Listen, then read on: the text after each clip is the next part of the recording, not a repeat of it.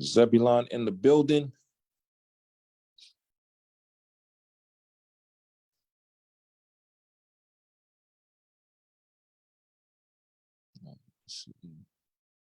Yeah, King, we definitely living in it, man.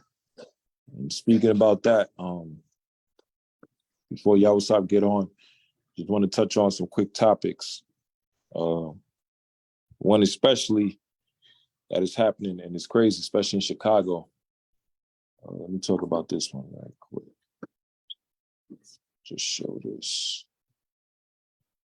You didn't have mashed potatoes yesterday. It's lucky. Yeah. You seen that clip last night with Elder Zabak, and the Edomite? This man was like 6'7". And Who, the Edomite? yeah. And what happened? This man, Edomite, claiming to be folk, and Elder Sabak, he was giving him that work, and he had his E&J, and they call it, you know, everybody in the hood, they call it Jesus, but Right. Zabak, he said, nah, that's Esau and Jacob right there. God. Yeah, but that was a good little clip, and it should be on Zabak's. Zabak went live. I went live, but then I cut my live off to let the elder go live. God.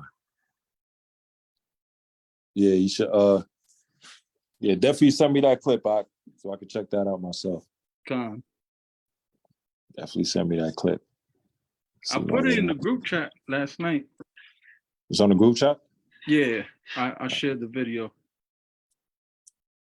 All right, let me just show y'all. Stuff is getting real, man. Right? It's already been real, but it's getting realer than real, what you would say. All right. So let me just show y'all this clip real quick.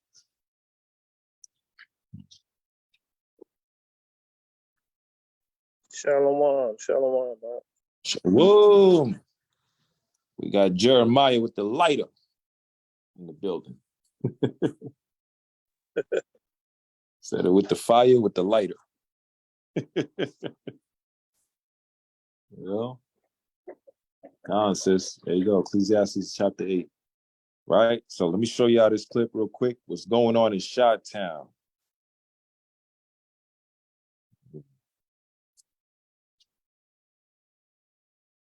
What is happening in Chi-Town?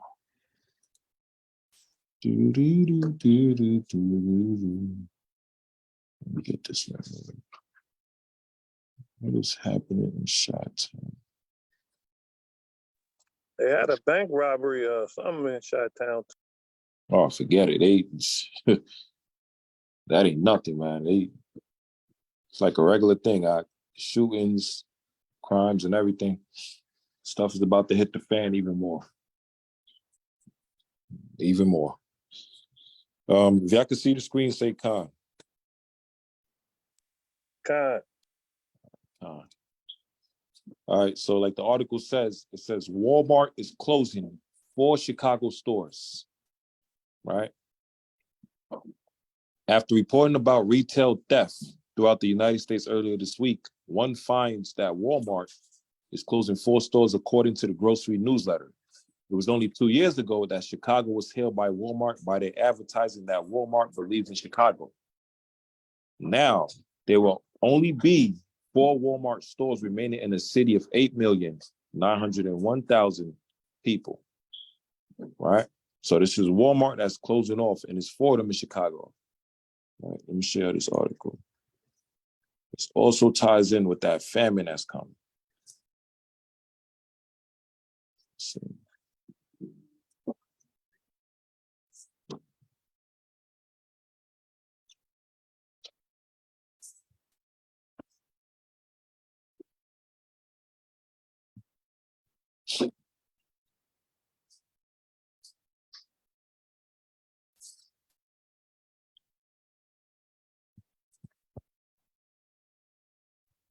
It's lucky.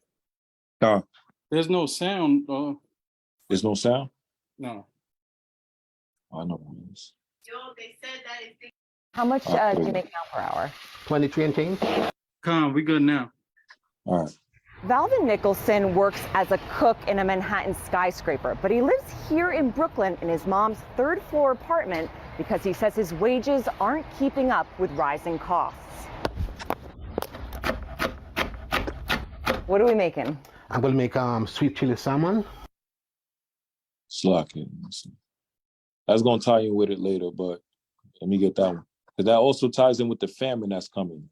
With the inflations, he was not gonna be able to afford to buy certain things. That's also tying in with the famine. But let me get this video right here. Here we go. Round of store closures, including one of the largest locations on Chicago's South Side. Nate Rogers is live in Chatham with details on this. Nate? Yeah, absolutely. I'm Natalie Ann Anthony. This news certainly catching the city council members and longtime Walmart patrons off guard. 4 locations to close throughout the Chicagoland area this coming Sunday. Those locations are neighborhood markets in Kenwood, Lakeview, also Little Village, also the Chatham Supercenter that you see right behind me, located here on South Stewart. Now, according to a memo, Walmart officials say collectively their Chicago stores have not made a profit since the first store opened 17 years ago. They claim to be losing tens of millions of dollars a year, with losses doubling over the last 5 years. Here's the Chatham location. The company remodeled the store twice after massive damage from looting incidents following unrest after the death of George Floyd. There are about 400 employees working here. Also unique to this location, a 44,000 square foot academy offering training in various sectors. Now, Alderman Howard Brookins says it's indeed a great loss for this community. I notice that every day there is an Amazon truck on this block delivering packages, and how are we going to solve for that, and what does the nature of retailing and big box or just stores in general look like in the future to come. But it's something to be said to go look at the merchandise, feel the merchandise. You need something, you can just run in and grab it. I don't think that it's sustainable to continue to get everything delivered to the house. And we also heard from longtime Walmart patrons also disappointed by this news. Many of those patrons reminding us that a Target closed here in Chatham in 2018. Now, those employees out of a job are eligible to transfer to other Walmart and Sam's Club's facilities. Also, pharmacies that service these locations will remain open for the next 30 days. In Chatham, I'm Nate Rogers. Right, so that's one right there, right? They're speaking about the closing of Walmart. Now, it's very funny. They said the Walmart workers, they could transfer to another Walmart, right? But what the hell is going on when you're closing 4 Walmarts and they're like 20-minute drive within each other, 20 minutes, separation of drive within each other, these 4 Walmarts. So basically, these 4 Walmarts are all closing in Chicago, Illinois. So if these workers want to go to a different Walmart, they got to go outside the city. Right? They have to go to somewhere near Indiana or something like that, or even further. And also, these Walmarts that they're closing them that's targeted in the neighborhoods where Blacks and Hispanics is at. They're not closing these Walmarts where the Edomites is at. They're closing the Walmarts where our people is at. Right? So let's get another one. Lucky. Go ahead, It's crazy because we don't even got one in the Bronx. So we don't even got one in the Bronx, all right? Yeah, and that's one part.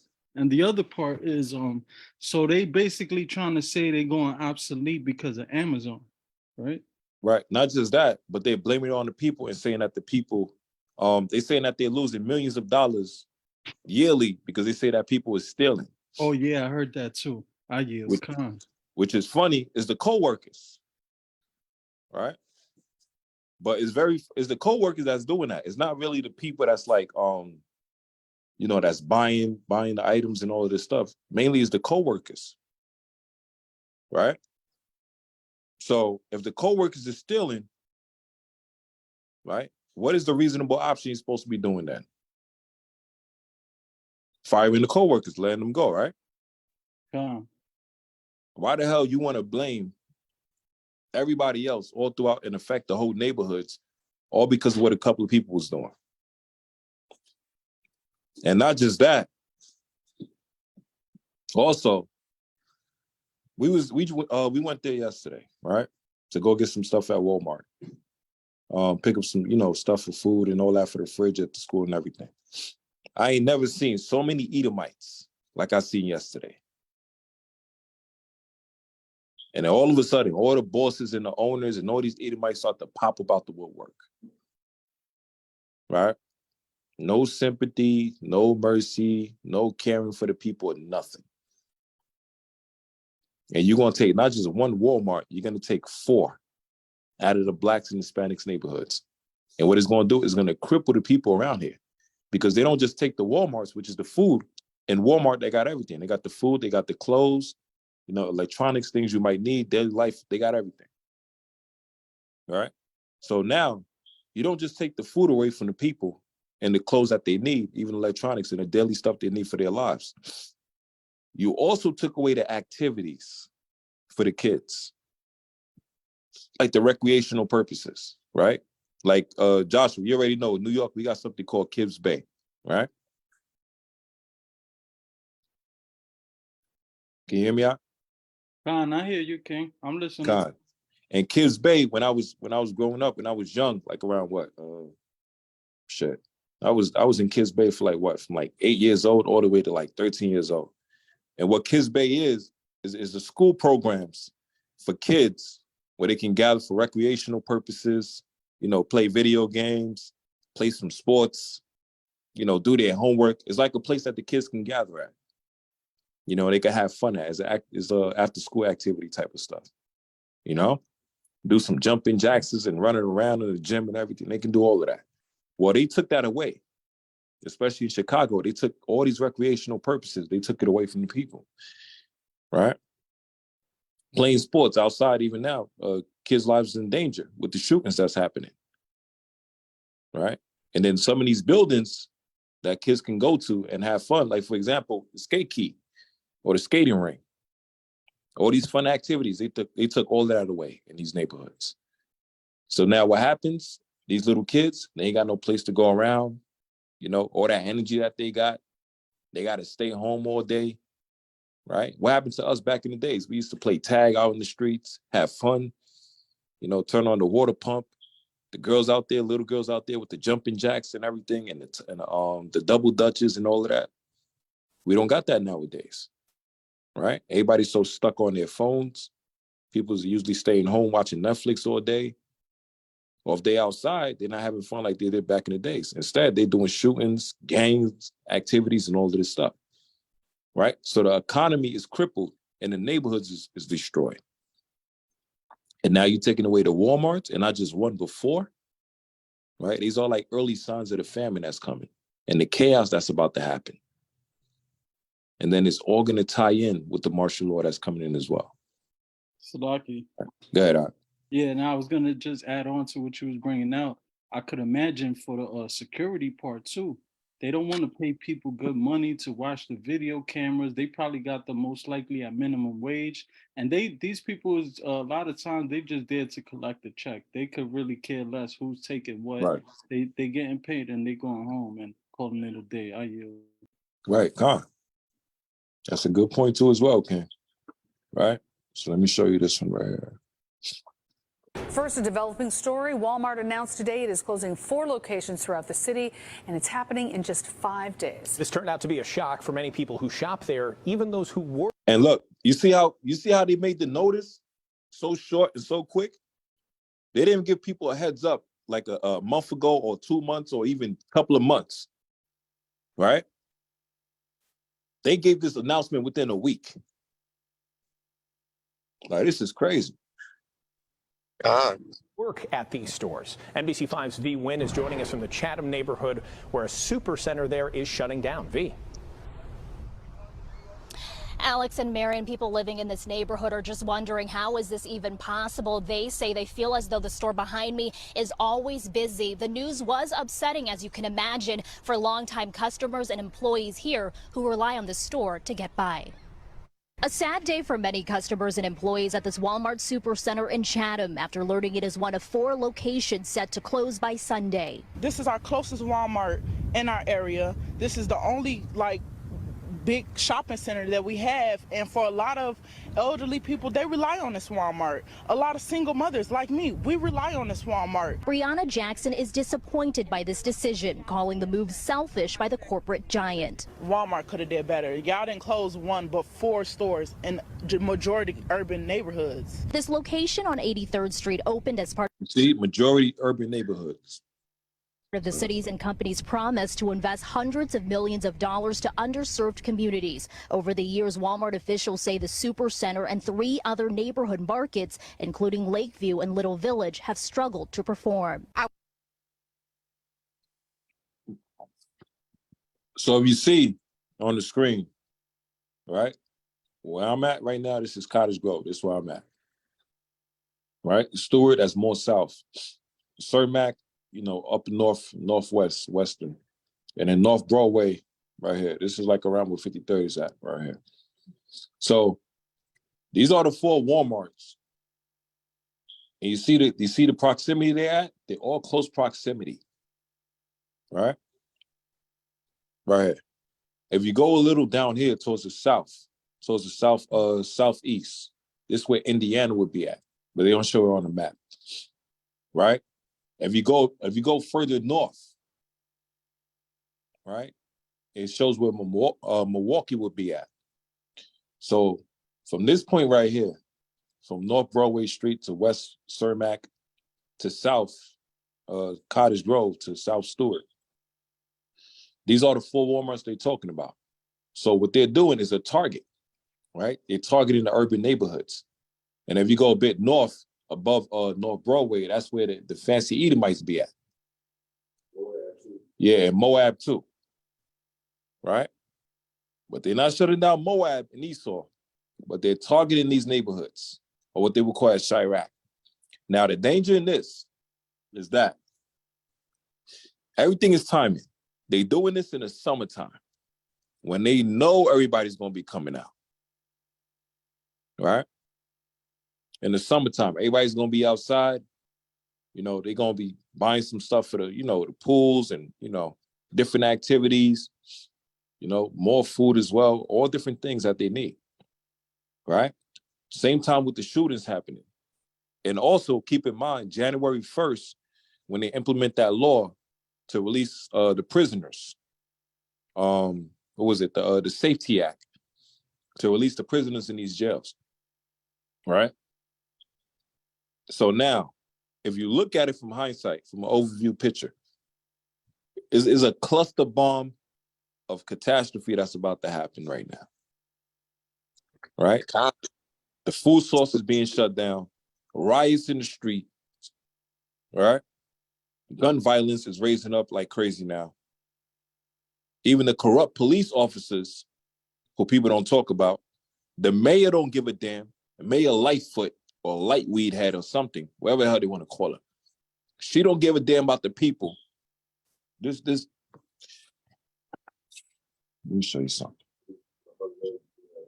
Right. And she's continuing and the mayor Lightfoot or Lightweed or Buckwheat or like Beetlejuice looking behind, right?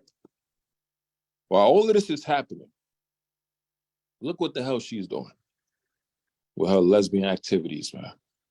Opening Lakia Cap. Go ahead. That they also closed the Walmart out here in DC too. It was the main Walmart, the only Walmart they have in DC. They shut that joint down. Everybody was complaining. The same like the lady was just doing on the video in Chi-Town. They shut the joint down in DC. And they also gonna use them joints for concentration camps. That's where they gonna house people at. Yeah, that's what I was getting at. Yeah, that's what I was getting at. Con. Right? And it's about to be the lambs into the slaughter. So while all this is happening, and this wicked mayor, witch, she don't give a damn. Right? But instead, she want to open up a damn race car drag race all over Chicago. Let's see. Slakia. Go ahead, Yeah, the last Walmart we had over here on our side, it was up in White Plains, New York, and that got shut down a couple of years back, and that's the only one we had. Now the only ones you will find is on the other side in Jersey, and that's the only one that's closest to where the New Yorkers is at.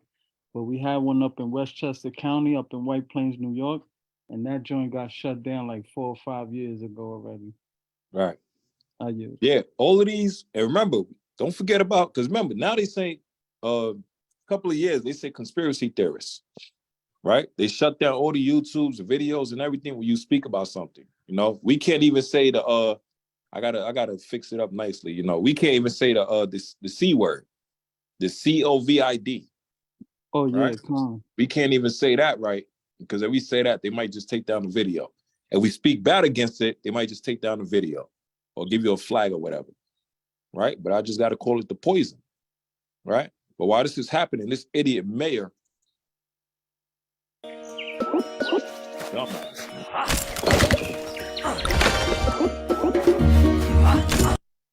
This is a monumental day in the history of our sport, NASCAR. Starting next year. This promises to be one of the most for a street race into overdrive. They drive fast on Lakeshore Drive now. Wait till NASCAR hits the street. Fox 32's Dan Placco reports the city is putting plans for a street race into overdrive. NASCAR superstar Bubba Wallace giving us a taste of what we'll see and especially hear on the streets of downtown Chicago starting next year. This promises to be one of the most exciting announcements in NASCAR history. The first ever NASCAR Chicago Street Race weekend will be held July 1st and 2nd next year, and each of the next 2 years after that. And I think the excitement is now going to be off there this demon go right here. the charts, and people are really going to be looking forward to July of 2023 when the cars hit the streets here. And while the exact route could change, the course will center around Grant Park, starting at Columbus and Jackson, going as far south as... And so she's more focused on opening a damn NASCAR tournament in Chicago instead of fixing the damn streets or the damn potholes, right? Shit, where I live at, man, you make the wrong corner, your car wheel might just fly right off, man. How jacked up the streets are. And people that live here have been talking about how these streets been the same for damn near 10 years, 20 years. Same streets, ain't never been fixed or nothing. And it's mainly where? In the urban neighborhoods, in the hoods. Right? But she's more worried about opening the damn NASCAR service or something, or a tournament. And what's funny, we don't need no damn NASCAR in Chicago. We already got crazy drivers all throughout Chicago, man. If you look at people in Chicago cars, they all jacked up. We don't need no damn racing car tournament over here in Chicago. But then now you want to shut down the stores like Walmart? And it's funny, like, let me go back to this video real quick. I was here when they first opened up the store. Go ahead, okay. It's like back in Roman times, they used the gladiators to keep you from thinking about what they're gonna do to you. Right. That distraction. Circus bread, that's what they called it. All right. So let's go back to this. And everything. I just can't believe it. I just came to the store and I see people crying. I'm like, what's going on? Walmart says it continues to operate at a loss despite making changes, upgrades, and even adding this Walmart Academy. Neighbors and longtime customers believe there is something more to the closures. Something is going on and it's not fair and it's not right. And people need to do, we need to protest or do something about it. Associates told NBC5 off camera the closures came as a shock. Walmart says associates are eligible to transfer to a different location. As for this woman, she worries about the future of her community. It's not fair. It's not fair. I hope our new mayor has something in mind and it can be better, especially in our neighborhood, because we need it. We need the opportunity to shop in our neighborhood. So we're learning the pharmacies will remain open for up to 30 days to continue to serve customers for that time being. Associates will also be paid until August 11th. That's unless they transfer to a different location. Coming up at 6, we'll have so much more reaction to this story. Reporting live in... All right. Let me just show one more. company said they offering to fill the workers, but they'll just pay them off and they don't work on no more. Right. And Lose their job and take a severance pay. right. And one of the sisters, from H.O.I. Chicago, Naimia, that works there in Walmart, been working, Right there on 83rd. the one on 83rd, right? She been working there for what, 4 years? They work for Walmart about 8 years. Right. One of the sisters been working for Walmart for about 8 years now, right? And they offered just pay her and just let her go. What you said, severance pay or something like that? Yeah, they offer her a severance pay just to let her go. So when they said the Walmart people could transfer from one Walmart to another, that's a damn lie. Right. Right. You see, and we got a sister that literally works there. So she know what's going on. Right? She was the manager. And that's your manager. If you do your manager like that, come on, man. Let me just show one more thing. Critically in Chicago.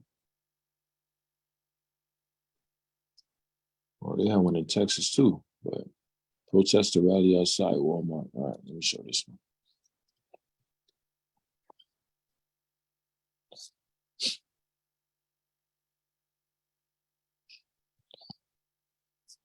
Oh, Yawasap, you there?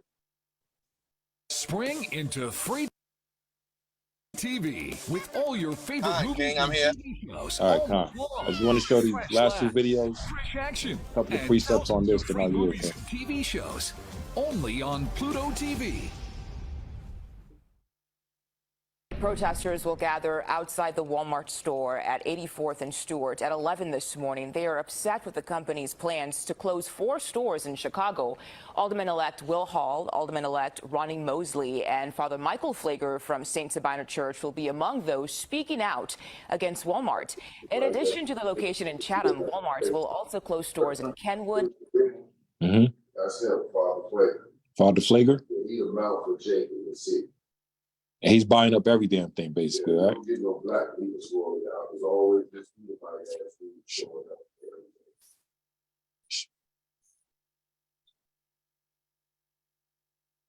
Yeah, I'm here with Blackbeard on the Deeve. Yeah, kind of, right? So he was just telling me about this dude. Oh, wow. Wow. Yeah. Look. So this the dude right here. Oh, wow. It gets even deeper, man. Right? So this the dude right here that the video was talking about. All right, let's get back to this real quick. And Little Village, Chatham, Walmart will be among those speaking out against Walmart. In addition to the location in Chatham, Walmart will also close stores in Kenwood, Lakeview, and Little Village, all by this Sunday. Community leaders are now looking at curbing tax incentives for companies like Walmart or making them stick around until their tax incentives are paid back. Others are encouraging consumers to shop and support brands that have been loyal to Chicago for generations.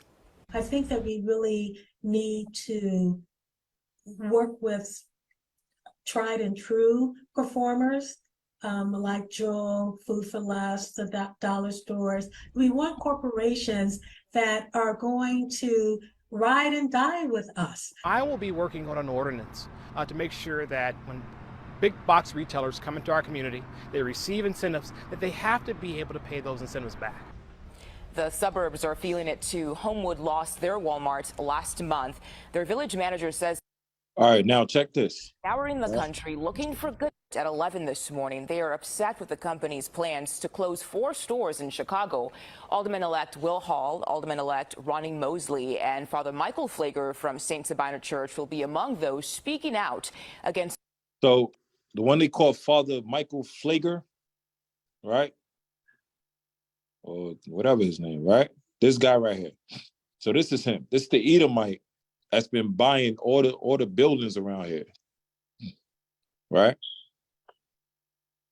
And come to find out, Archdiocese of Chicago reinstates Michael Flager, the activist priest accused of sex abuse.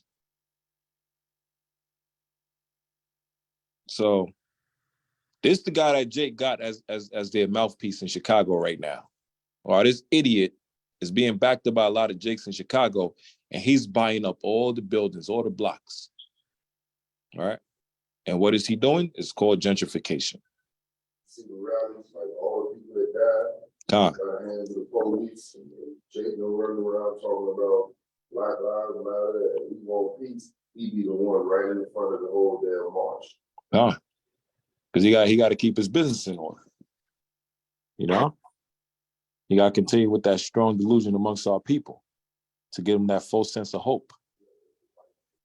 Right, that the white man is their God. The white man could save them. Right, which is a damn lie. Let me just show this one more video now. Hey there, welcome to The Uplift. I look over at him and he's smiling. I'm going to remember that the rest of my life. It's really a miracle that he's with us today. The Uplift. Stream now on the free CBS News app. Community leaders on the South Side say closing the Walmart in West Chatham is unacceptable. When you came in, you said you were going to be our partners.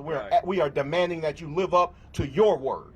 Amen. We want you to stand with us to improve the quality of this community. I look around. Today, they held a news conference calling on Walmart to reconsider and meet with the community. Tuesday, Walmart announced it is closing 4 Chicago stores, including the one at 84th and Stewart. Walmart said together, the stores have lost millions of dollars. All right. So this is just a quick one, just to show you about Walmart and what's happening in Chicago, right? The inflations, the upcoming famine that's coming, you know, the foods, and one more, where's the other? What is it? 18,000. 18,000. All right, here we go. Texas farm blaze kills 18,000 cows in deadliest barn fire, on record in the history of the U.S. Firefighters rescued one employee from the fire at South Fork Dairy Family Farm near Dimmitt. More than 18,000 cows died after an explosion and fire at a family dairy farm in West Texas, marking the deadliest such burn blaze on record in the United States. Right? So let's get second address.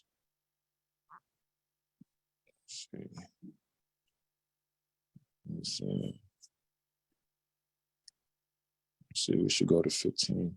Yeah, get second address, chapter 15. All right.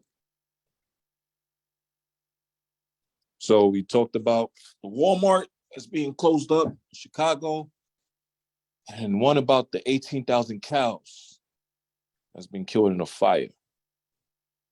Right? Let's get it real quick out. Let's get second address, chapter 15. Come on. Verse 1.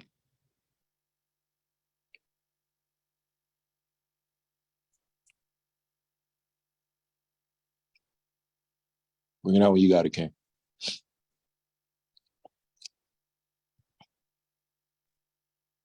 I'm getting it right now. Give me a second. Second Ezra, chapter 15, you said? Con, in verse 1. All right.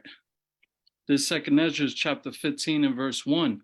Behold, speak thou in the ears of my people the words of prophecy, which I will put in thy mouth, saith the Lord. Right. Speak to Israel the words of prophecy. Right? Now let me get second Ezra 16 and 1. Second Ezra, chapter 16, verse 1. Woe be unto thee, Babylon and Asia. Woe be unto thee, Egypt and Syria. Right. The inhabitants of Babylon and Asia. Right. We're in Babylon right now, which is America. Right. And he's also speaking about the other nations, the Egyptians, the Syrians, speaking about those who are oppressors. Right. Like he already did to Assyria. You see with the 40,000 that got killed in the earthquake. Right. Read on. Reading on this verse 2. Gird up yourselves with clothes of sack and hair. Bewail your children and be sorry, for your destruction is at hand. Right. So the Lord is killing a lot of people. Death and destruction will be happening in these times, right? Now jump to verse 19. This verse 19. Behold, famine and plague, tribulation and anguish are sent as scourges for amendment. Right? Famine and plagues. Right? Let's deal with the famine that's coming. Right? 18,000 cows just died in the fire. Right? They shut down these stores and these Walmarts. Right? Now let me get 2nd Ezra chapter 6 and verse let's start at verse 22. Come. This 2nd Ezra chapter 6 and verse 22. And suddenly shall the sown places appear unsown. The full storehouses shall suddenly be found empty. Right? Read that again, Ak. It says what? 2nd Ezra chapter 6 verse 22. And suddenly shall the sown places appear unsown. The full storehouses shall suddenly be found empty. Right. Same as we're talking about, they're shutting down the Walmarts. Right? And the full storehouse shall suddenly be empty. Let me get one more video.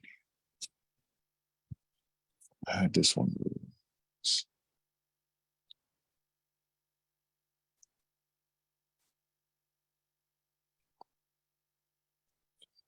Where's it at? All right, here we go.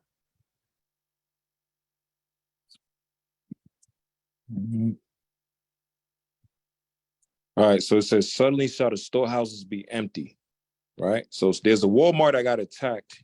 Let me just put up the link right here so y'all can see it.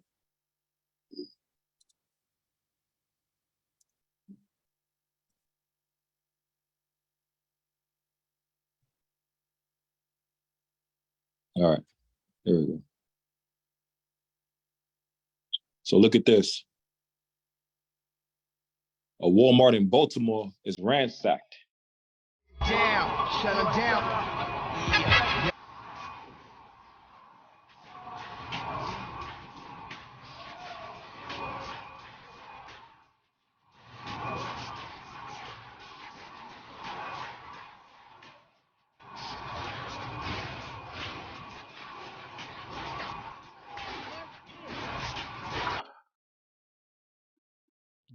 So you see this, the Walmart that got attacked in Baltimore, ransacked.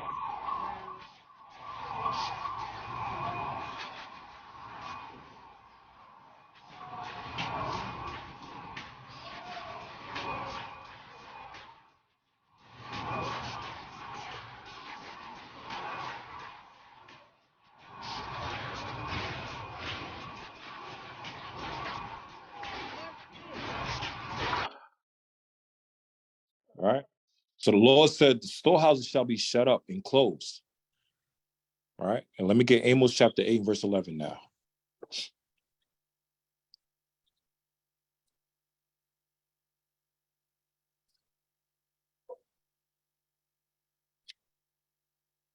Amos chapter 8 and verse 11.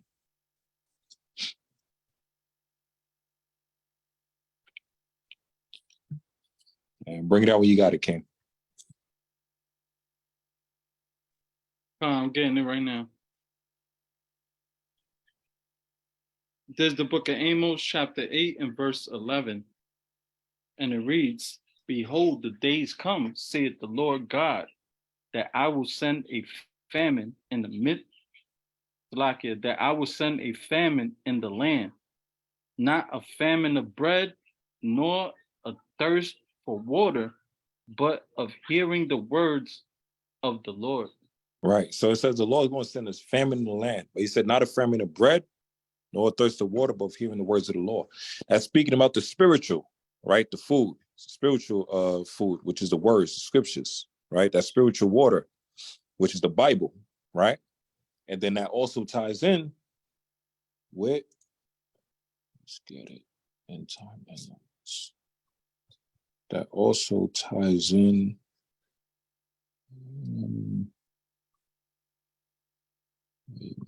persecution.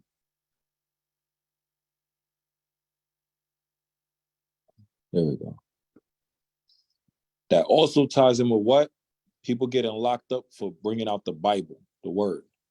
right? Teaching the Bible, right? This guy right here, Canadian pastor, forced to spend Easter weekend in jail after protesting drag queen events.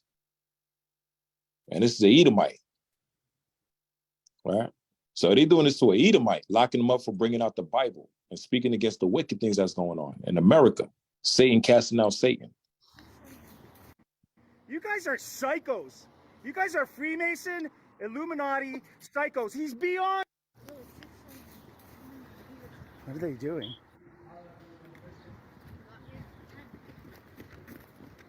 What are you guys doing? Get your gloves off. What are you doing?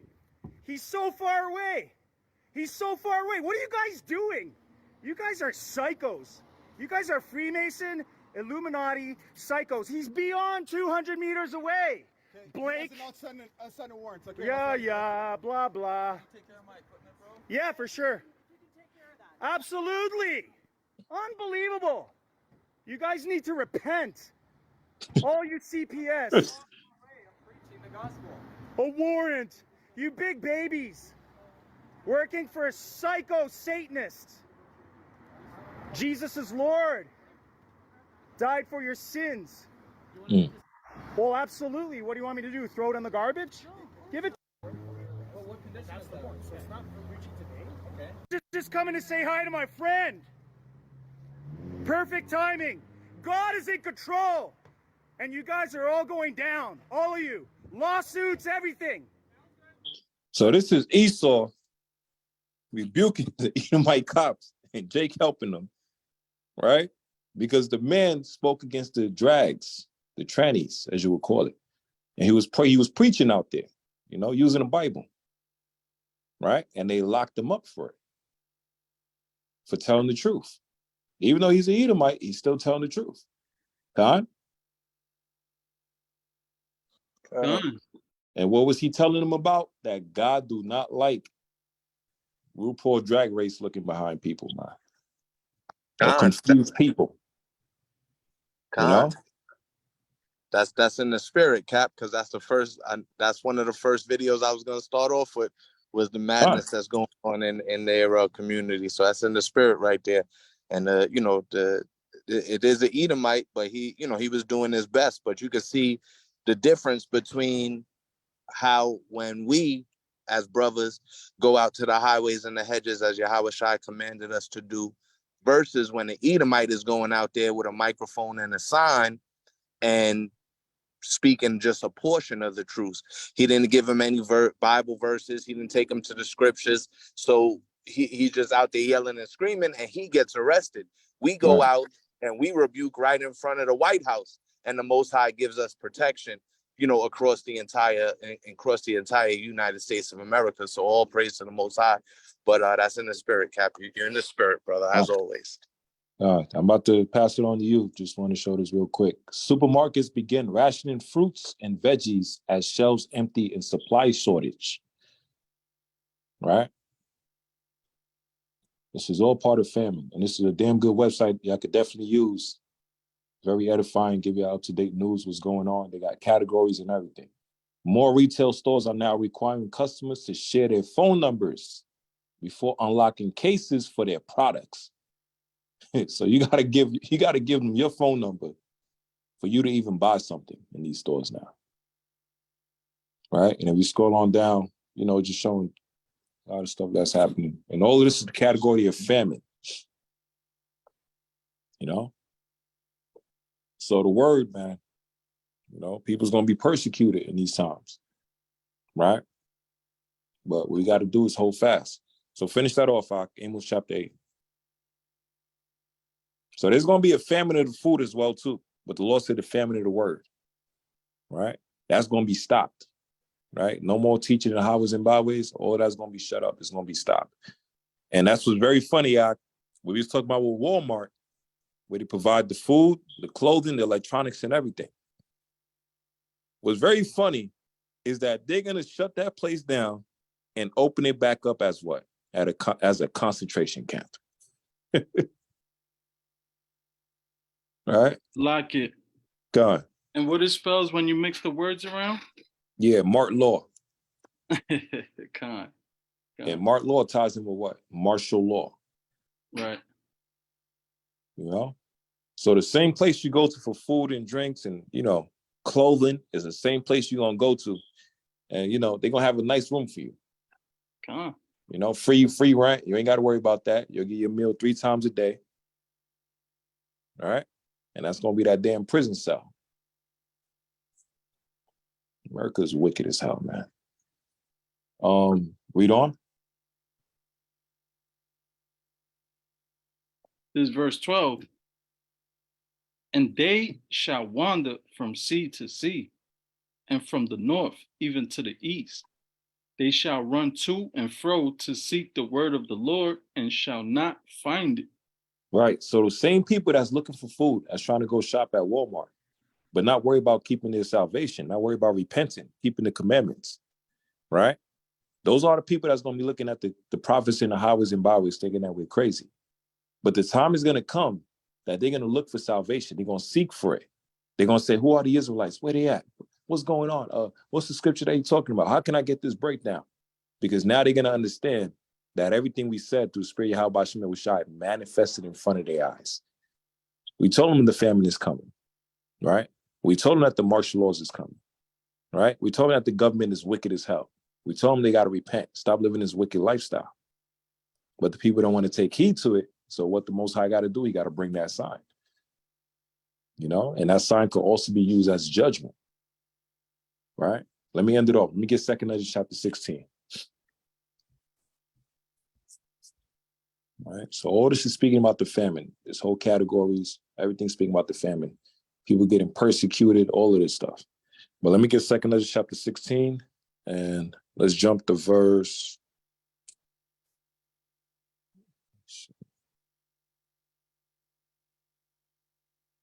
There we go. Let's go to verse 69. I just want to show one more thing. And it just happened today. It's crazy. Wait, you wanted what? Verse 69. Wait, call it again? 2 Ezra chapter 16 and verse 69. Con. Let's get it. Killer robots. Yeah, this is crazy.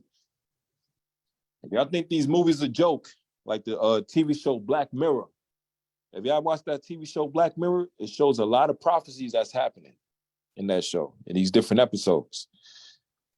Right? And one of them that's crazy. Lord of mercy. Look at this. Yeah, I think there's a game, boy. Lord of mercy.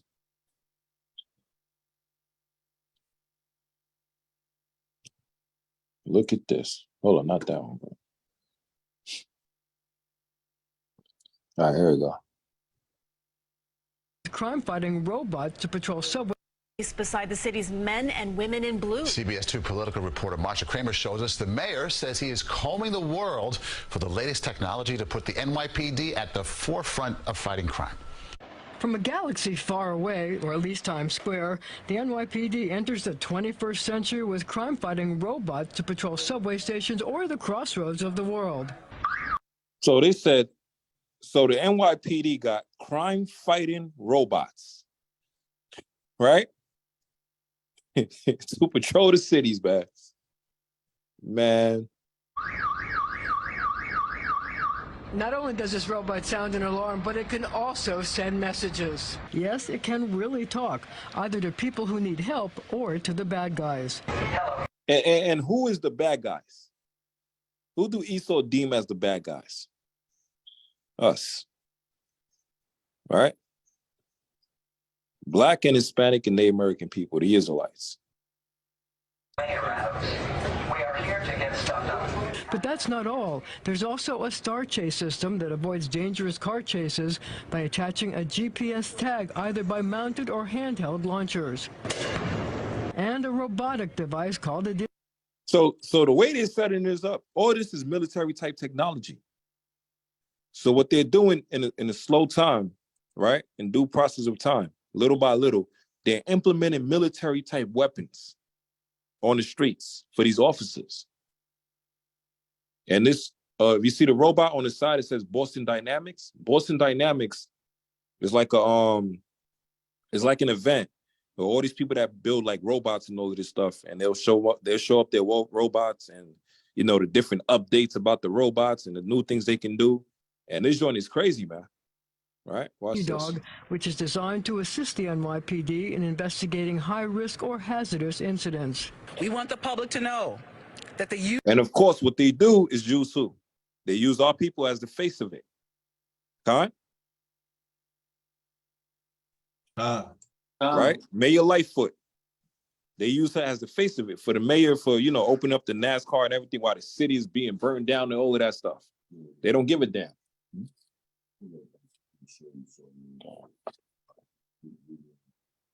Yosemite Lights.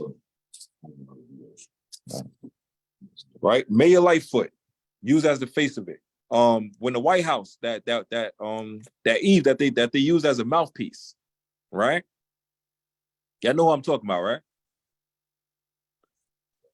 Let's see. All right, let me see. Let's see. All of this is war tactics. They use our own people to destroy us. All right. Let's see. White House speaker. White House speaker. Here she go. Karen Jean-Pierre. Right? Haitian born. So they use people like her. Right? Wow, this damn president, Joe Biden, dumb as hell. But they use her as the mouthpiece to defend him, to defend Esau's supremacy. Same thing as this police officer cop right here, Eve as well. They use her to defend the police officers and their decisions, right? And that decision is what? To put damn robots, killing robots on the streets, to patrol the people. But who are they targeting, aimed towards? Us, right?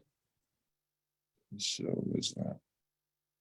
Use of these technologies will be transparent, consistent, and always done in collaboration with the people that we serve. The commissioner responding to intense community backlash the first time the NYPD tried to use the futuristic DigiDog during the de Blasio administration. Some described.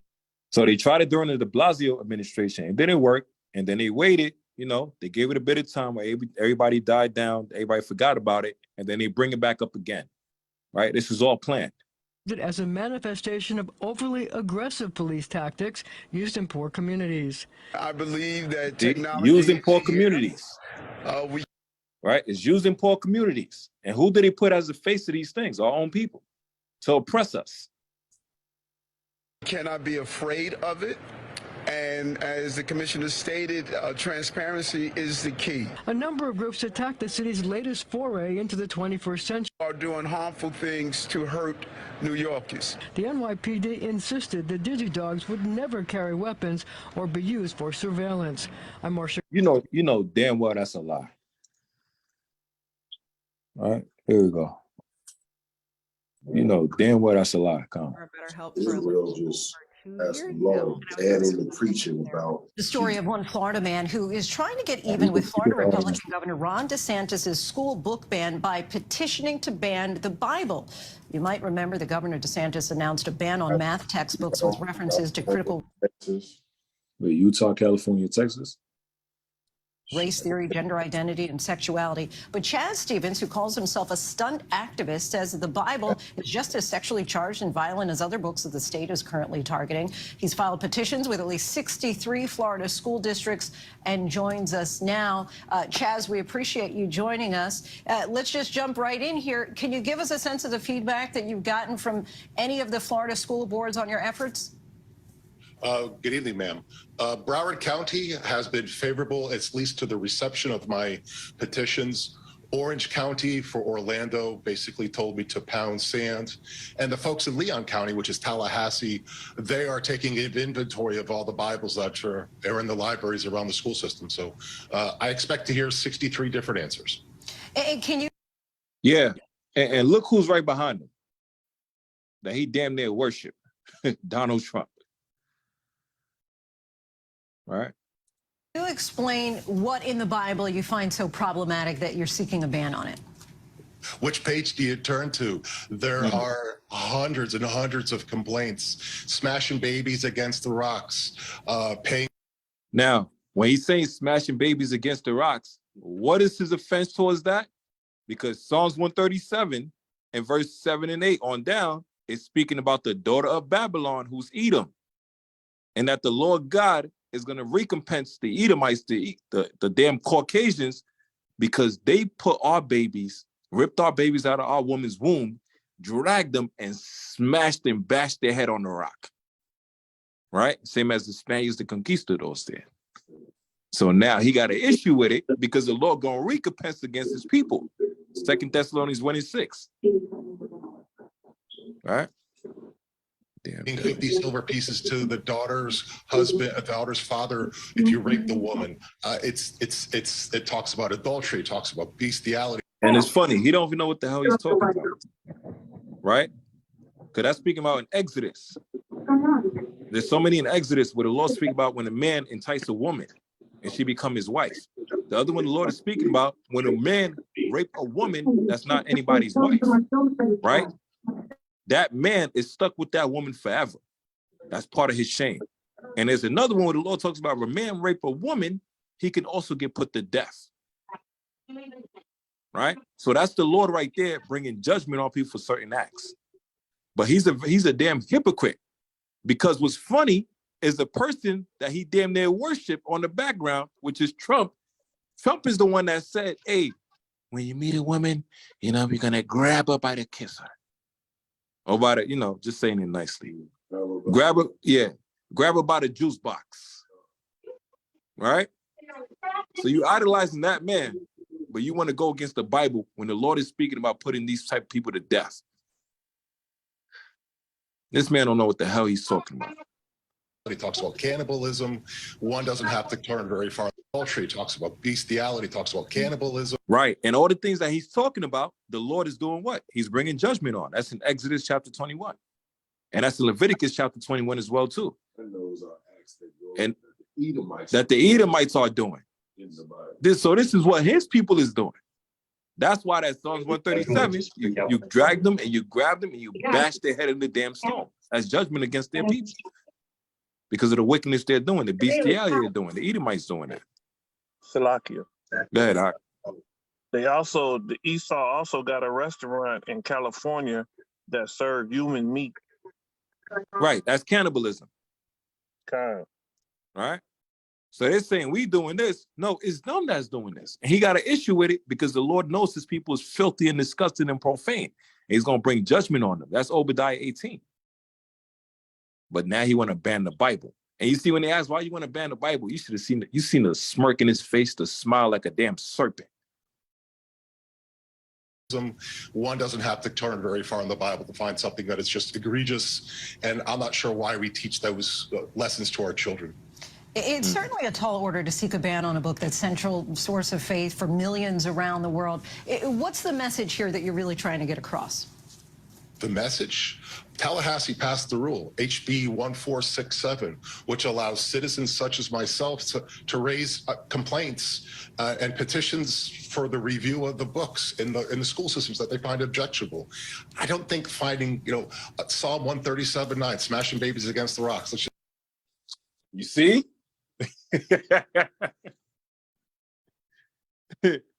That's Psalm 64 and 3 on down to 7.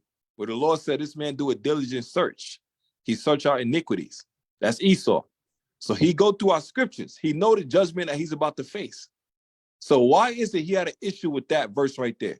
Because it speaks about the daughter of Babylon, and that's Edom. Right? Who started that? Right. Right. So you can dish it out.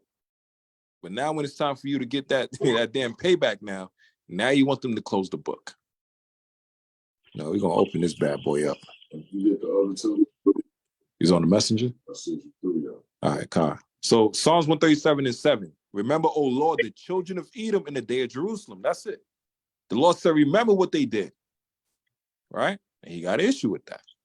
Just take that. I'm not sure the value of teaching that to children or the value of that in the school system. So Tallahassee passed the rule. I'm just using the law that they passed, and I don't think they.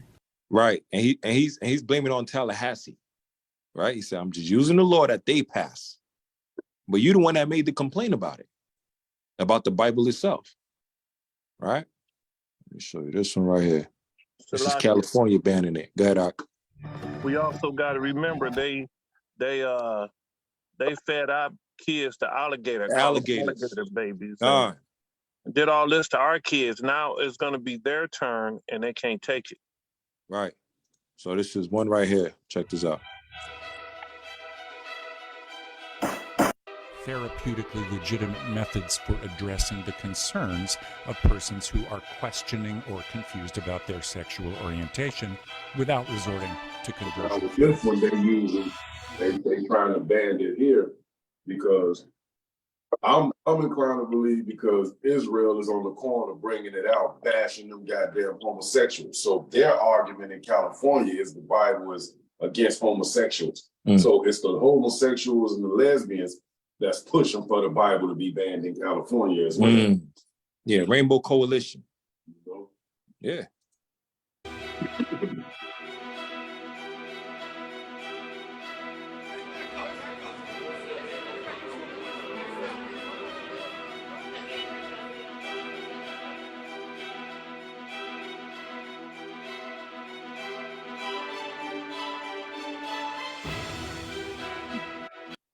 You see, so it says, while gay conversion therapy is controversial, some people want help from same-sex attraction.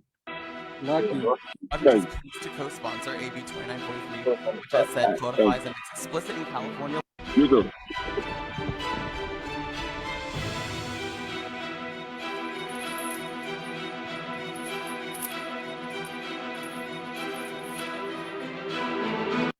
So they said that bill won't survive, right?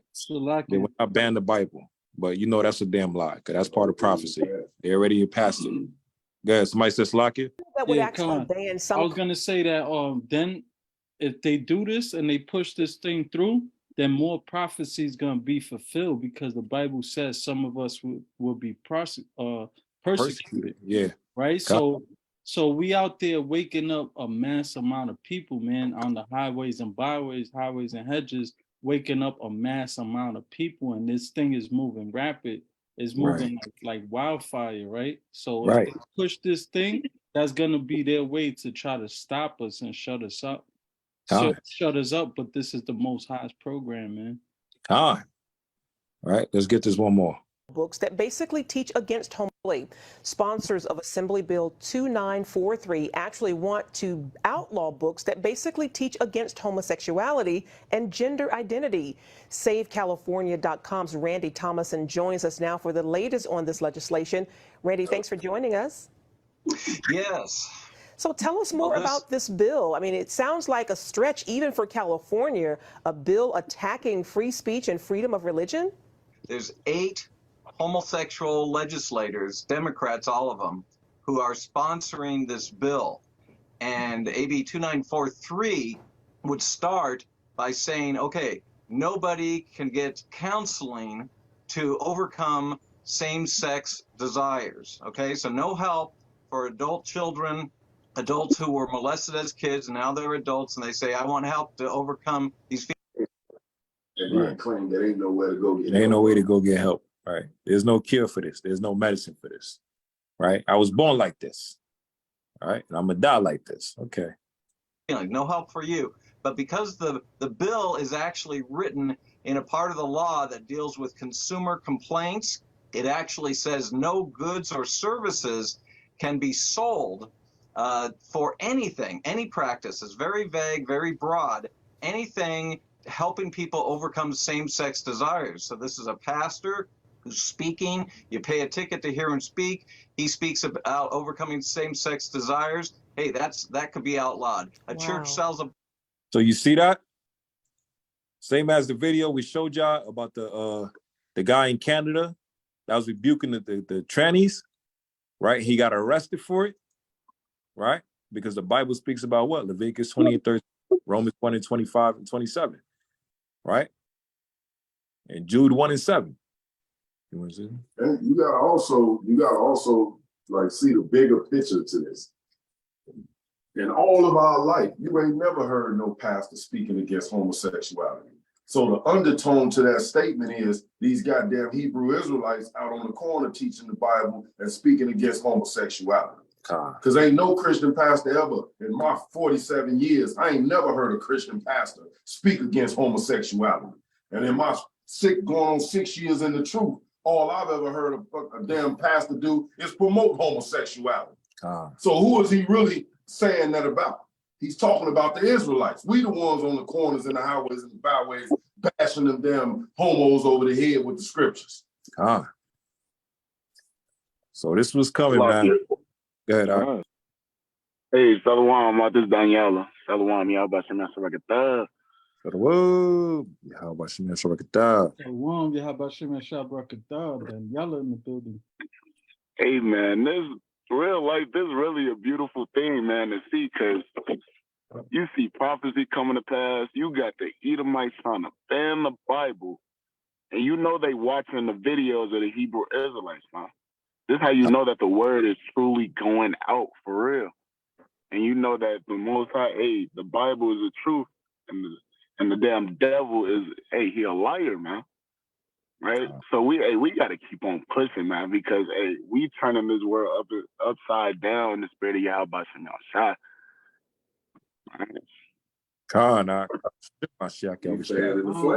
Fanning that flame. All right. Well, he can't. It's a wildfire. Yo, the word is a fire, man. And it's like a whirlwind. Bring that destruction. You can't stop this, man. Right? Let me end it off. 2 Ezra chapter 16. God. Yeah, one more. So Israel.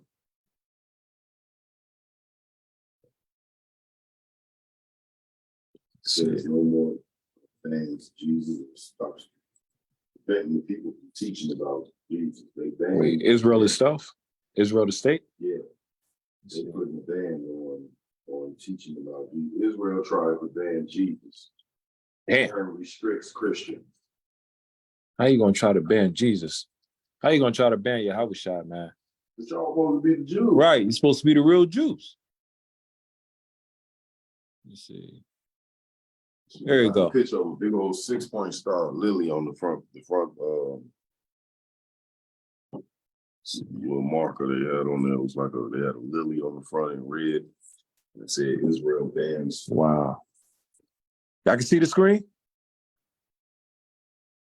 I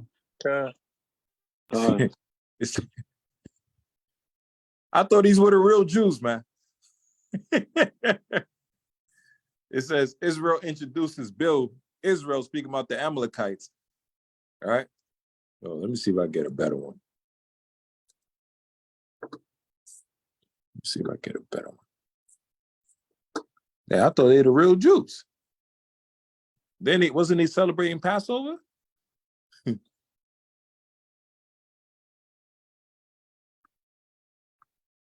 All right, here we go. The gospel of Jesus Christ to be our Lord in Israel. Nassis introduces bill which will sentence violators. Yeah, send me that one. Send me that one. Yeah, it says Nassis will sentence violators to prison for teaching the gospel of Jesus Christ. How you say you the real Jews, the real Israelites, and Christ's supposed to die for you, and then you say you got the Messiah. Keep in mind, they say the Messiah is with them now, the third temple. And now you don't want people to teach Christ. If they do, you're going to lock them up. Yeah, you know, it's funny because Yahushua even said it himself, Revelations 2 and 9 and 10. He said, I know the blasphemy of them which say they are Jews and are not, but are the synagogue of Satan. Right? And behold, they shall put you in prison. Right? The Lord basically said that. Let me see. What was the name of that video? I just sent it to you. All right.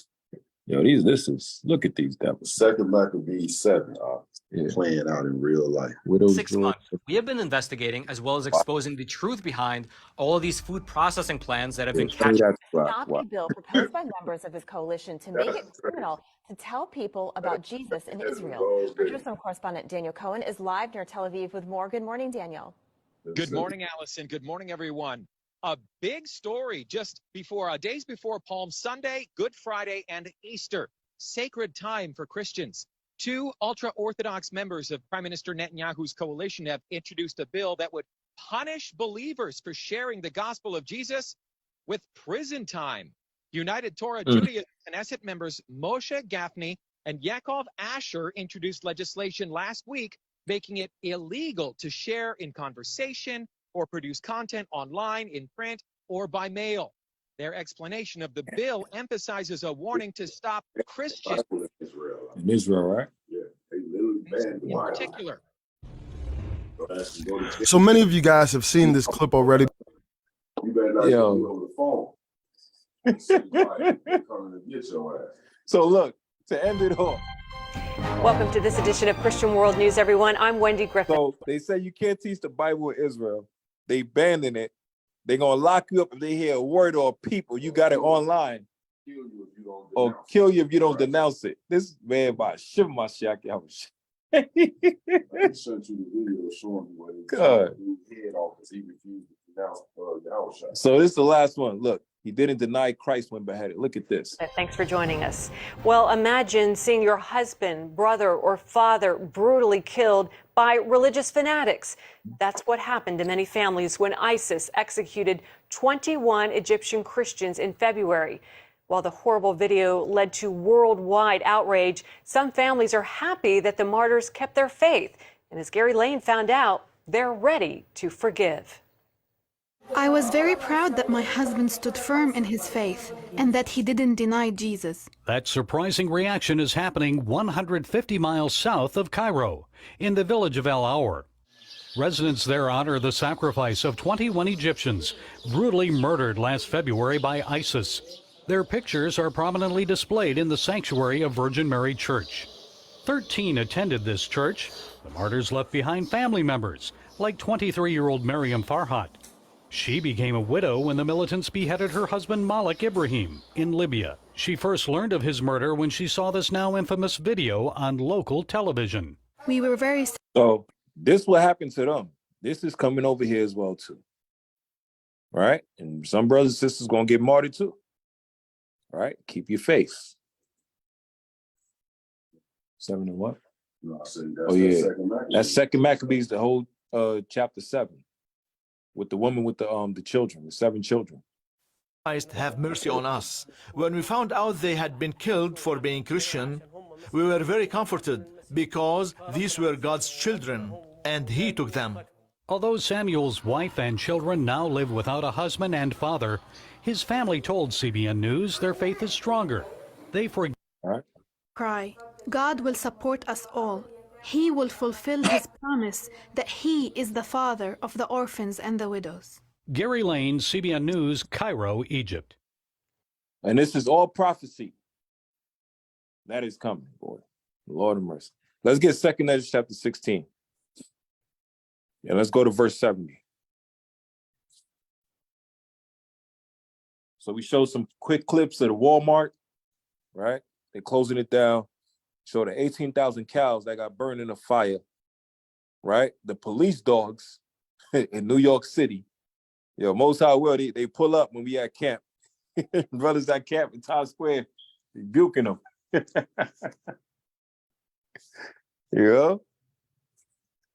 They banning the Bible in Israel, Cali, all different places, right? And then the martyrdom. So let's get it. 2 Ezra chapter 16 and verse 70. You want the 69 first? No, let's jump to 70. All right, this is verse 70, 2 Ezra chapter 16 and verse 70.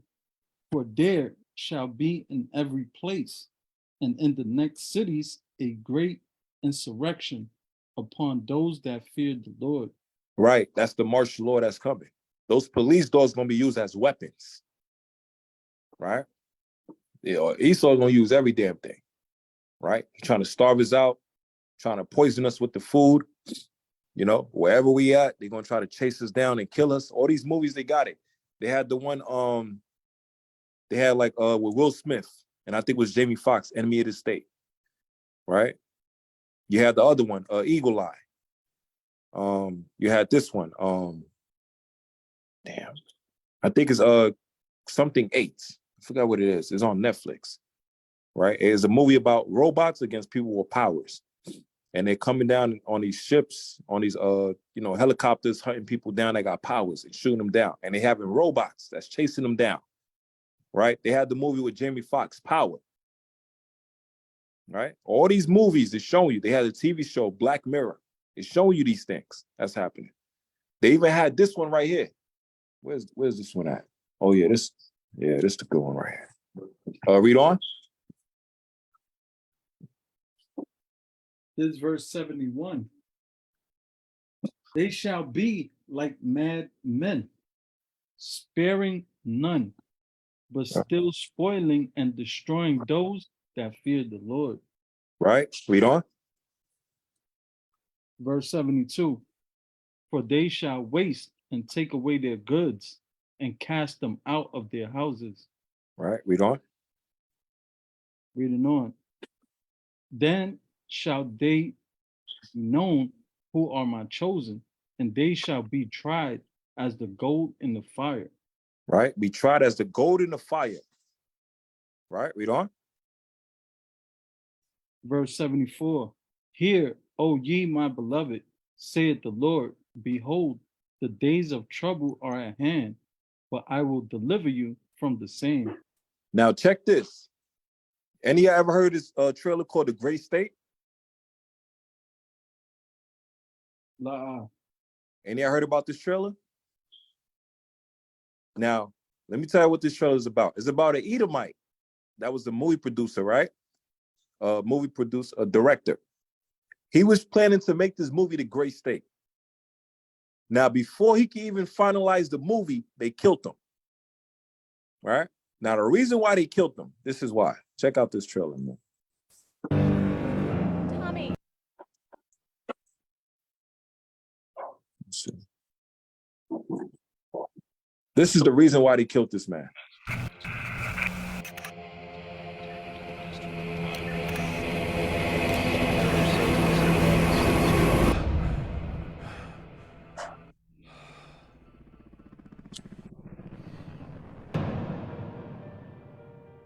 You see, it happened while we were sleeping, right? That's how Esau moves. He waits till you lower your guard down, till you feel like you're safe. And that also ties him in Sirach 5 and 7. You know, when the Lord said, make no tarrying and turning to the Lord and putting out off from day to day, because suddenly in your security, suddenly shall destruction comes.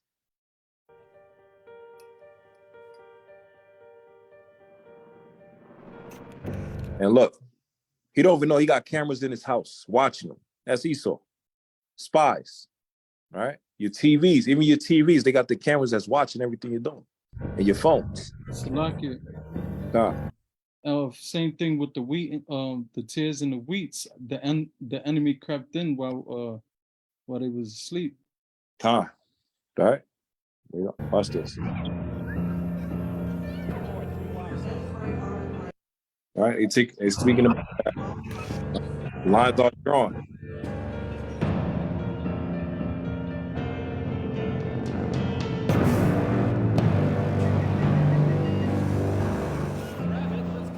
Transaction approved.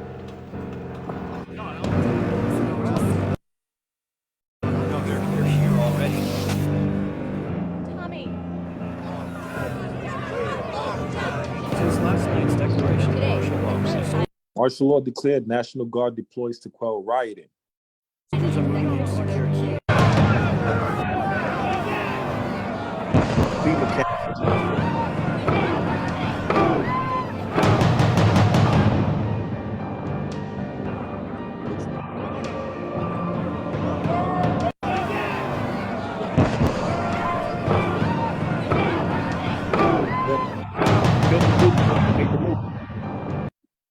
See, it said where every weapon of the state turned against you.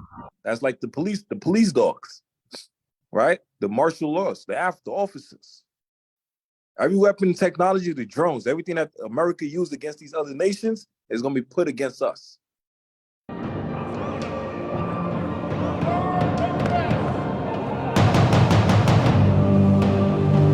And it's funny, the brother, I ain't with Sapar, he put it on the group chat, the tanks that was showing up in Georgia. All right.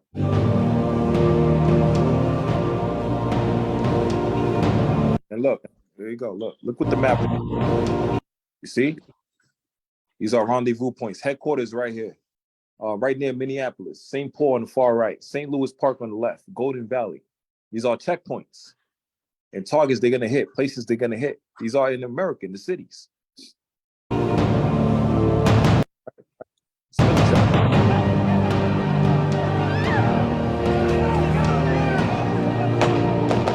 See? Execution style. This is all coming to America. And look, FEMA on the shield. That's for the FEMA camps, the FEMA soldiers.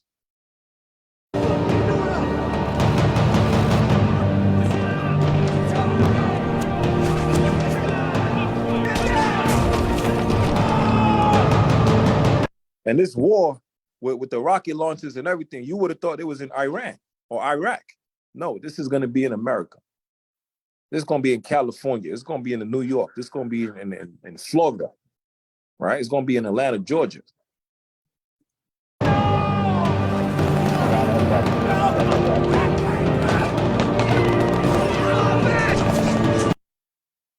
morning with the news people saying that she was doing research on the California Police Department. And say, come to find out that they got 18 actual gangs inside the police department.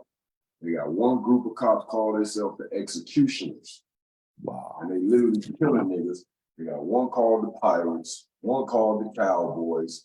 She just ran off a couple of the different names, but she was like, it's been confirmed. And the mayor is in, the chief of police is in on it. And they've been threatening her life, talking about putting her address public, so basically letting it be known. So when one of their police groups go in and kill her, they could try to make it seem like, well, her address was everywhere. Anybody could have done it. Anybody could have, right. But she's still going hard and going live, doing videos about it and doing interviews with the news people about it. Wow. It's about to get real, man.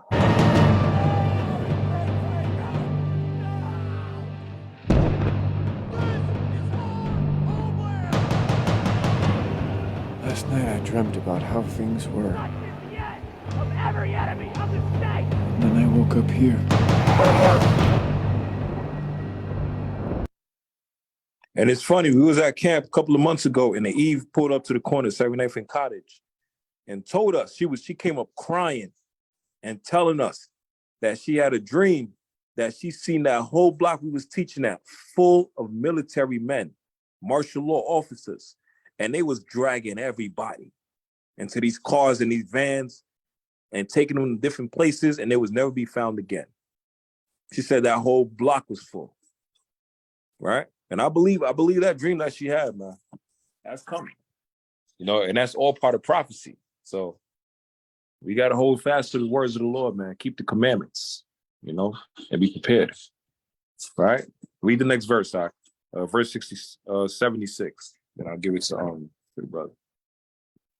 What'd you say? Verse 76. Okay, come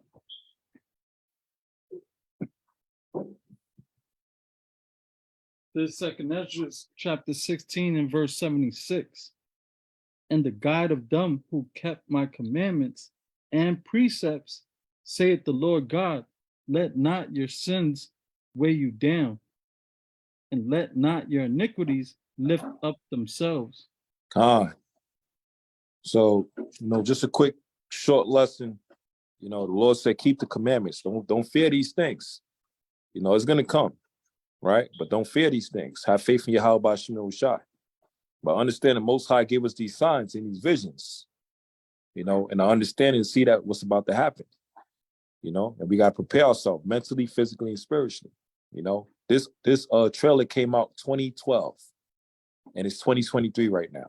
And it's coming right here. We can look down. It says, the dude said, I remember watching this in 2012 and thinking how terrible this future would be. This is a trailer that happened in 2012. And they killed the dude. And look, you see, 10 years ago, they killed the dude before he could even make the video, make the movie. Right? Because if we would have put the movie, man, you know how many people would have watched this? And their mentality would have been different. Thinking like, damn, we better get ready for this. And now look what's happening. He didn't even have to put the movie out. Why? Because we're living it right now. Con. And everything's from the Bible, man. So, you know, with that, yeah, that's why they want to ban it. Right. Right. You killed the man. I just put out a trailer, and we already got the whole movie and the ending in the book of how it's gonna go. You know, and they killed them just for putting out the trailer.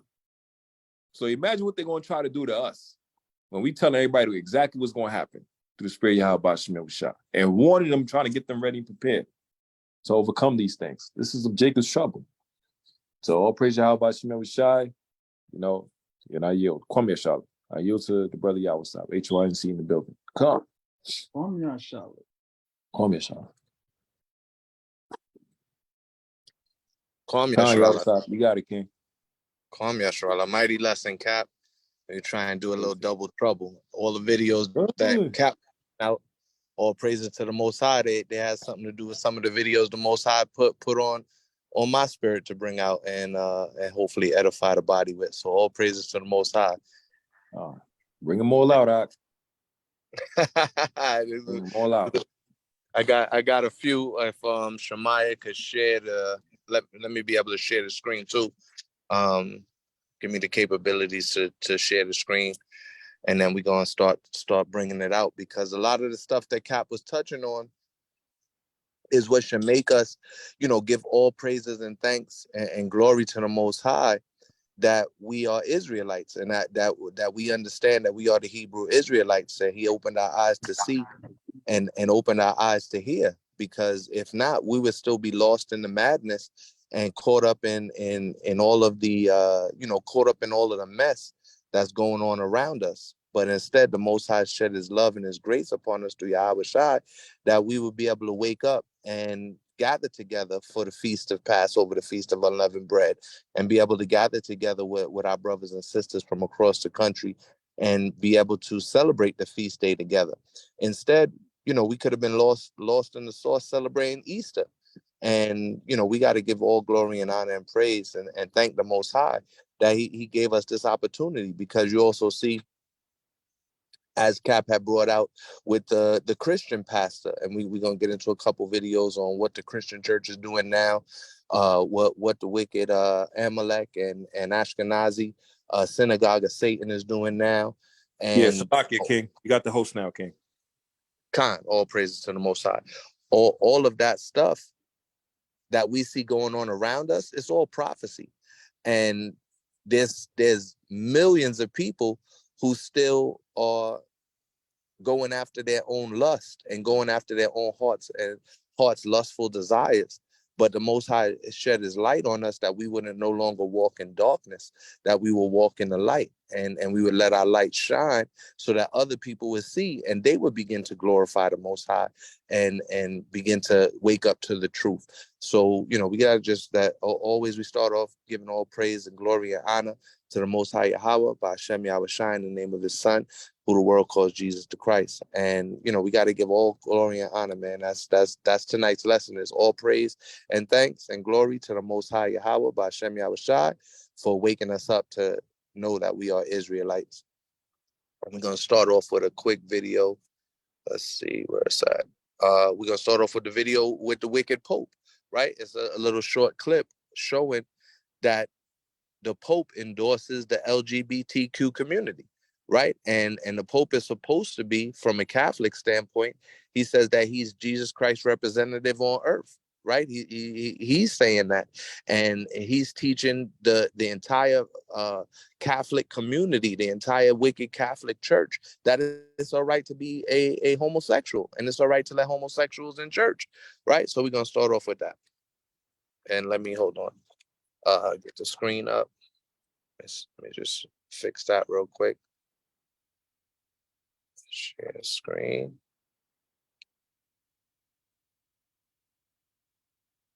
All right. Should be coming on in 3, 2, 1. Go. God, it's working. All right. All praises. And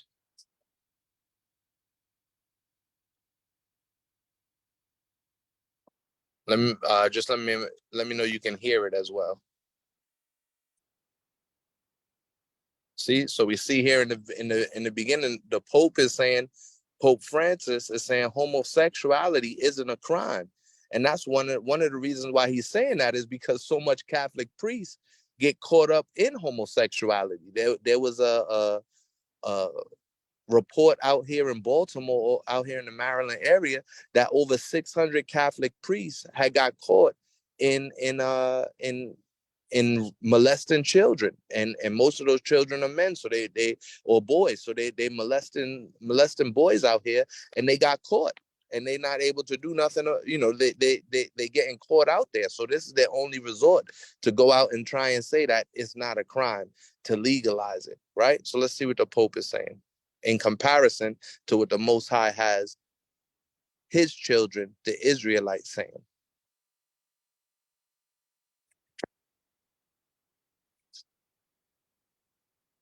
Can you hear it? Share the audio too, King. Gotta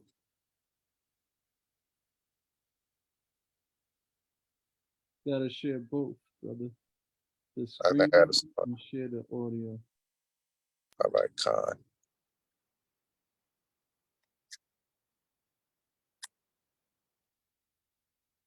Share device audio is on too. We are, and for the strength that each one of us has to fight for our dignity. Being homosexual is not a crime. It's not a crime. Yes, but it's a sin. Well, yes, but let's make the distinction first between sin and crime. Can you raise it? it? It's also a sin to lack charity. That's as loud as it's going. I'm not sure why. Okay, Khan. Let it up.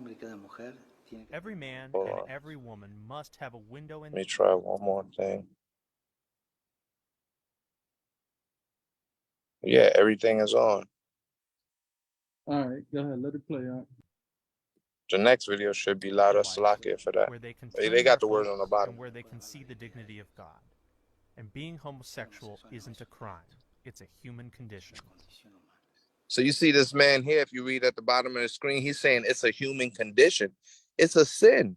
And the Most High said in the law that a man should not lay with mankind and a woman shouldn't lay with womankind. Neither should we dress up like men should dress up like women. Neither should a woman wear that which pertaineth to a man. And we're gonna get a couple of those scriptures in a second. But you see, the Pope is here trying to justify it, and he's leading people astray. How many of our relatives either are Catholics or go to the Christian church, still go out and celebrate holidays like Easter? We got so many relatives and friends, so many people that we see on the highways and the hedges. They come and they walk around with the ashes on their head on Ash Wednesday and all of this wickedness. And that's because it's coming from the head of their organization right here, which is the Pope, right? So that was the end of that. Joshua, you could get Romans chapter 1, and we're gonna start at verse 24. Right?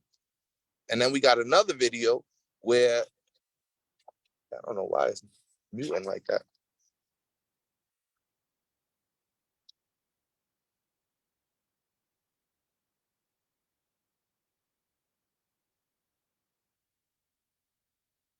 All right.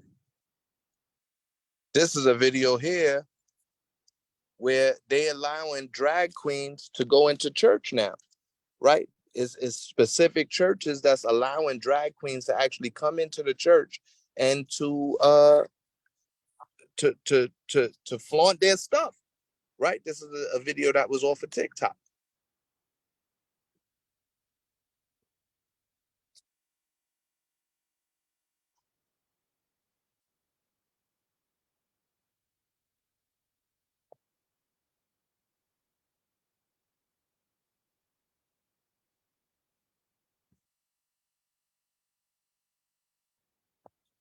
The big giant church with all these church members, they standing up and clapping as this abomination is walking through the church aisles.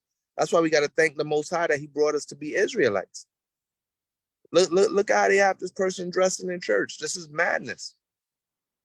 A big old abomination, a big giant man walking around in a mini skirt and a wig. Slakia, you can't see it. Can't see it? Nah, yeah, play the you gotta share the screen. All right, hold on. Salakia. I don't know why the audio is messed up like that though.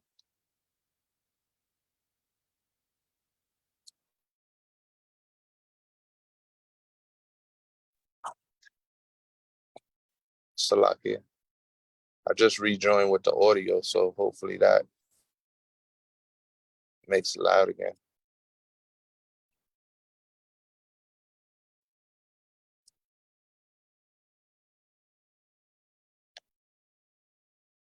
All right, share device audio is on, so y'all can see the screen now? Maybe it was that one video that was low. Nah, this one's coming up low too. No, this one's actually kind of louder. Okay, you can hear it? All praises. Yeah, you see this big giant abomination, all the church is giving applause. This is madness. This is the biggest abomination, man, where they're letting these people infiltrate, you know, and get into the church. They're actually letting this person teach a lesson in the church and preach a sermon in the church. This is a big giant man with a wig on, taking the rainbow outfit. This is ridiculous. And that's why we got to thank the Most High that he brought us into the truth, because some of us could have still been lost. Some of us, the Most High could give us a reprobate mind at any time. And we got to thank the Most High that he keeps us 10 toes down in this truth, that he keeps us gathering together at the feast days. And Christian supremacy. Because you got people like this that's out there pushing an agenda on our children. We want to make sure that everyone knows that all are welcome. And here goes another church. It's a feeling of being proud. And they putting up little things on the side to make it okay for the children. That's why they got balloons in the church. They're trying to rainbow. This man dressed up like the damn ice queen or something like that with an American flag going around. And this is what America is now. See, they got the children marching in the background.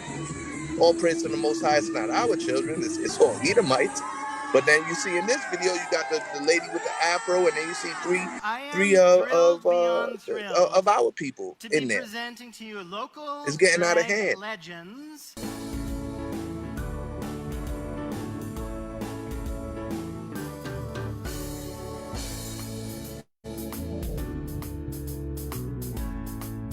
It's really getting ridiculous. And it's our people that's lost too. You see a brother dressed up like a sister over there doing the shimmy shake, man. What is going on with our people? The brothers over there doing the shimmy shake, and it's the white Edomites is up there dressed in drag. And yet, go ahead, bring it out, King. Are they using the Queen James version? Are they teaching, with the QJV? There is a homosexual Bible. I was trying to find a couple of videos on it, but I think they got it like blanked out because I couldn't find any videos on it. But if you was to Google, they do have a LGBTQ Bible that comes out and doesn't and takes out, kind of like how they did with the slave Bible, where they took out a lot of things so that the slaves wouldn't wake up and recognize who they are. In this Queen James Bible, the LGBT community Bible, they take out all the verses like Cap was playing in the video that speak against homosexuality. They take out those laws. They take out the sections that are in Romans and in Timothy that speak against homosexuality. And it's madness. It's becoming such a big trend that all the politicians are trying to go along with it. They don't know what to do if they speak against it. And we are literally the last of the warriors that the Most High has out here. We the last of the Mohicans out here that's going and speaking the truth. Right? Read that, what you got for me, brother. Romans chapter 1, start at verse 24. There's the book of Romans, chapter 1 and verse 24. Wherefore God also gave them up to uncleanness through the lust of their own hearts, It's the Most High who gave them up to this uncleanness. The Most High gave them up to this, the lust of their own hearts. That's all that this is. People trying to say that they was born with it. People trying to say all these other, different things about it. It's something that they had to, they have to do because of what they went through in their life. And, somebody did this to them. No, it's the lust of their own hearts. And it's the Most High who gave them up for it. Right? That's how and that's how the Most High chose us as his people, chose us as Israelites, chose us to stand 10 toes down in this truth, chose us to gather together for the feast days and the high holy days. Because as other people, the Most High gave up to the lust of their hearts. He don't even care about them. He gave them up. He's like, you know what? That wicked Edomite we just seen, that wicked brother we just seen, couple of brothers we seen dressing up like females. He said, you know what? I'm giving them up to the lust of their own hearts. Read on. Reading on. To dishonor their own bodies between themselves. Dishonoring their own bodies. That's what they're doing when they going out and they are performing sexual acts on little kids, like the Catholic Church. When they go out and they bring in all of this madness with pride parades and marching through the pews in these Christian churches and in these Catholic churches, they bring in dishonor to their own bodies. Right? People try to make fun of us and talk about what we wear and how our sisters dress in modest apparel, looking beautiful as all the sisters looked at Passover in their modest apparel with their head wraps on, their jewels shining, and from head to toe. Right? We saw what a woman is supposed to look like at Passover. All the women of the house of Israel and across the board were out doing what the Most High told them to do, and that beauty, it was shining. They were literally shining like the rhinestones. And we see the men that were dressed in glorious and warlike apparel, communing on the street corners, all the way into the Passover ceremony. Everybody shining with the silver on, with the blue on, and with the fringes, and with the crowns and the diadems, with the arm guards on, and that's glorious and warlike apparel. And we're changing the world by the way that we continue in the laws, statutes, and the commandments, and we begin to bring our people back to celebrating the high holy days. And we're changing the world as we go. And as we continue to change the world, is something as small as, that's why Christ said, follow the least of the commandments. It's something as small as how we dress and put our fringes on and put the ribbon of blue on. It's something that is as big as gathering together, because gathering together is big. So when we gather together as a nation and we're all standing out there on 140, in between 145th and 144th, ironically on 144th, and we standing there shoulder to shoulder, every man with their staff in hand, every man in unison, in the same color. It's a mighty army that's being woken up and raised up. And so all Satan is trying to do is get people to look at us in a bad way. But nobody could even look at us in a bad way when they were walking by. It was people that was walking by putting their head down because they was like, I don't want no trouble with these folks right here. And then it was other people walking by smiling. People, when we were at the hotel, a lady came up and she was like, oh my gosh, what y'all dress so beautiful. What kind of event are y'all going to? And Cap said, to the Lord's Passover. And it's those type of things, from the way that we dress, our sisters dress in modest apparel, is changing the world. And it's people that's giving up to the lust of their own heart. It's people that's disrespecting their bodies. So our sisters have to understand, and I know that they do, especially in the house of Israel, that the way that they're dressed is a blessing. They're not disrespecting their own bodies. They're blessing themselves as well as blessing the Most High by keeping his commandments. It's a blessing to the Most High when he looks down and he sees his children keeping his commandments. He sees the daughters of Zion in modest apparel with their head wrapped from head to toe in beautiful, modest dresses, shining, so that others would see and glorify our Heavenly Father. Go ahead. Who says Salaki? Is that Jeremiah? Salaki. Cap. Yeah, go ahead, Cap. Yeah. And also keep in mind, was very important, like in Deuteronomy chapter 4, where the Lord said, the heathen is going to be looking at us. and seeing what nation so wise and so great like these people that is near unto the Lord, right? So us putting on our beautiful garments, modest apparel for the sisters, and conducting ourselves in a righteous way as a people, it shows these other nations we're in captivity, yeah. But guess what? The Lord God is raising us back up. And y'all know y'all finished. Because they try to break us and we still here. And we still looking better than them. We still moving in order. You know, we come back as a nation, as a people. We're not walking around with our pants sagging like niggas. You know, we're showing a difference. You know, we're not having our sisters wearing that type of apparels like a whore. They're conducting themselves as princesses. You know, in the midst of our enemies, behind enemy lines in captivity, we're still conducting ourselves as the people of God, the Israelites. You know? So I hear. Khan. And that's what's scaring these other nations. That's what's scaring the Pope into saying that homosexuality should be legalized. That's what's scaring these church and Christian pastors into allowing these abominations to walk up and down their aisles. Because the Israelites, the chosen people of the Most High Yahweh, the lost sheep of the house of Israel, Yahweh sheep, are waking up. We gathering together. Our sisters are dressing in modest apparel, and our brothers are dressing in glorious and warlike apparel. If you see all the different pictures from the Passover that everybody's been posting, House of Israel was in glorious and warlike. We was ready to go to war. Chief Ephraim had the sword out. Every man had their staff out. We was ready to go to war. And that's because we are going to war. Each and every time we go out to the highways and the hedges to wake up the lost sheep of the house of Israel.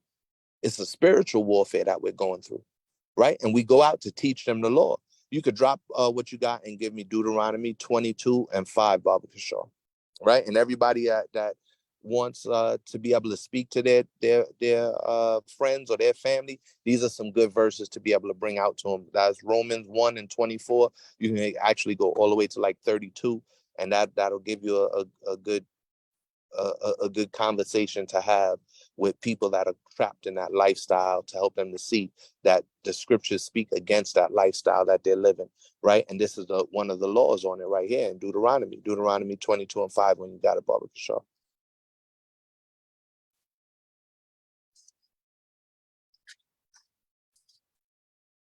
This Deuteronomy.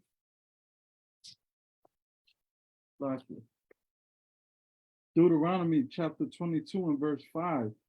The woman shall not wear that which pertaineth unto a man, neither shall a man put on a woman's garment. No, a man should put on a woman's garment and portray up and down the church aisle and start dancing and twirling. That's what a man should do. Neither shall a man put on a woman's garment. No, Zebulun, Brother Joshua, the Pope said it was okay. Neither shall a man put on a woman's garment.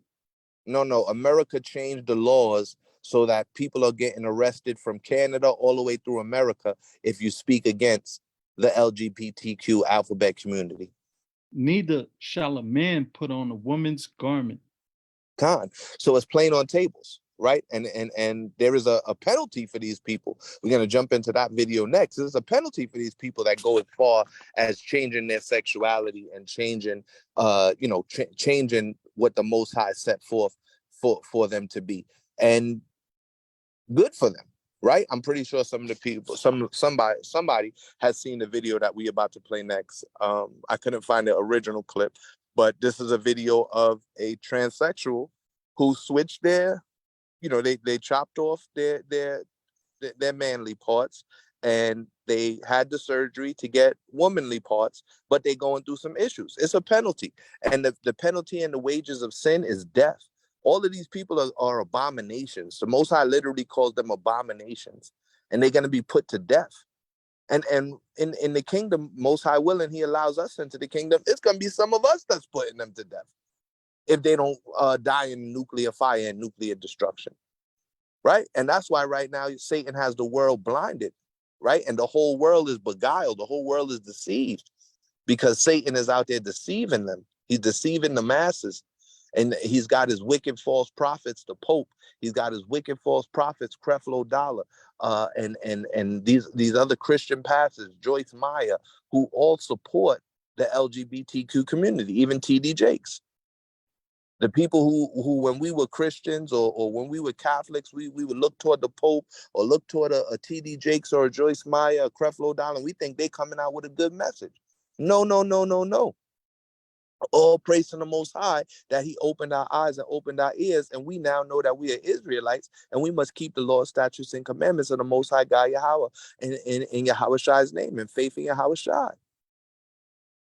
Because if not, we would be lost in the madness. None of us could have the pride to say, oh, no, I wouldn't be lost. I know. No, none of us knew what was going on until we were taught by our elders. We was lost. We was lost in other religions. We was lost in the world. We was going out to clubs and partying with these people. We was all lost. Because you go to clubs now, you can't get away from the LGBTQ community. They are the main ones that are out partying. And I hate to when I'm driving out and I'm out working, they are the main ones in the street partying on Friday nights, Thursday nights. Sundays, they got their own parties set up across Washington, D.C. on Sundays. Literally, you go drive around Washington, D.C. on a Sunday afternoon, and it is nothing but LGBT community parties going on almost every corner. It's like, what the hell is this? What it is madness. What it is everybody being given over to their own lust and the lust of their own heart. And men using their bodies for vile and disgusting things. Same with women using their bodies for vile and disgusting things. So we're going to see what happened to this man right here that wanted to turn himself into a dang-on woman. And we just read the law that men ain't supposed to wear. If you're not supposed to wear what a woman's clothing is, how much more you're not supposed to change your sexuality and chop off what the Most High gave you and get rid of your seed so that you can have a man thrash you out. It's madness. Because that's what they're doing. They're chopping off their seed, getting rid of their seed so that a man can come and thrash them out. And then you got dudes who actually like that. It's ridiculous. And it's madness. Right? So let's see what starts off with this video right here. Just lock it for the commercials. Let me know if you can hear it, brother, because I know my volume thing is messed up. You can hear it, Joshua? Salaki, what you say, King? Can you hear it? Yeah. No, I can't hear. You got to share the screen and share the audio. Con. Or it must go off every time the screen goes black. Yeah, con. I'm going to try and keep it up.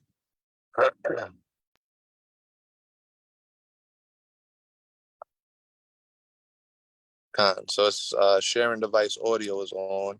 Right? So we're looking right now at a brother who turned himself into a sister. And like I said, I'm sure some of y'all probably seen the video, but this video comes along with commentary from another brother, or not a brother, this is an Edomite, who turned himself into a woman. And how much more, if we're not supposed to wear their clothes, should people not even be thinking about turning themselves into women? It's ridiculous. I got bottom surgery or gender confirmation surgery, so I had a PP and now I have a vagina. And let me just preface this by saying I do not regret getting surgery. I do not regret it. How is this? There has to be some kind of psychological explanation for this.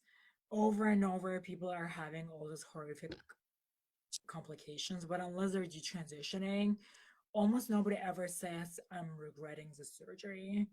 They continue to keep on saying that they absolutely don't regret getting it. I just don't get this. I mean, You ain't gonna watch a full 7 minutes of it. That's my words. I do not fucking regret surgery.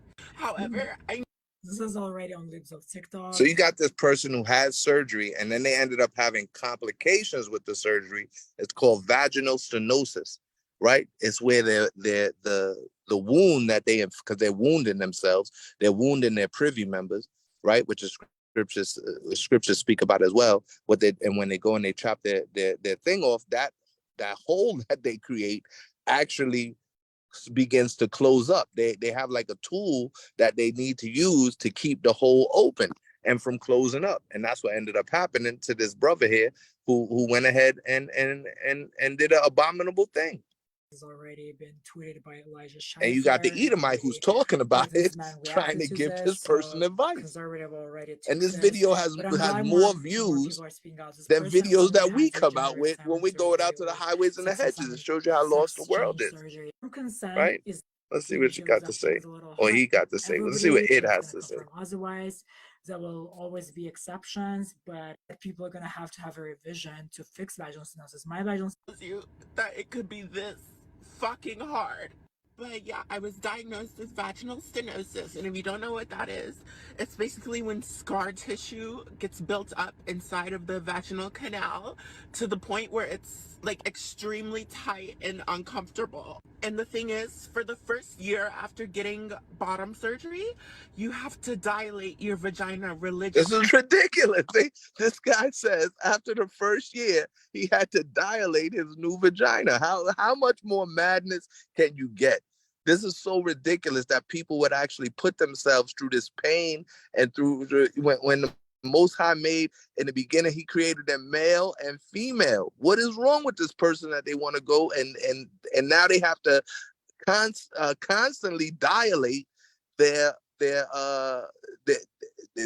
scar tissue so that the scar tissue doesn't heal up and then the thing closes back up, right? You still see the screen, Joshua?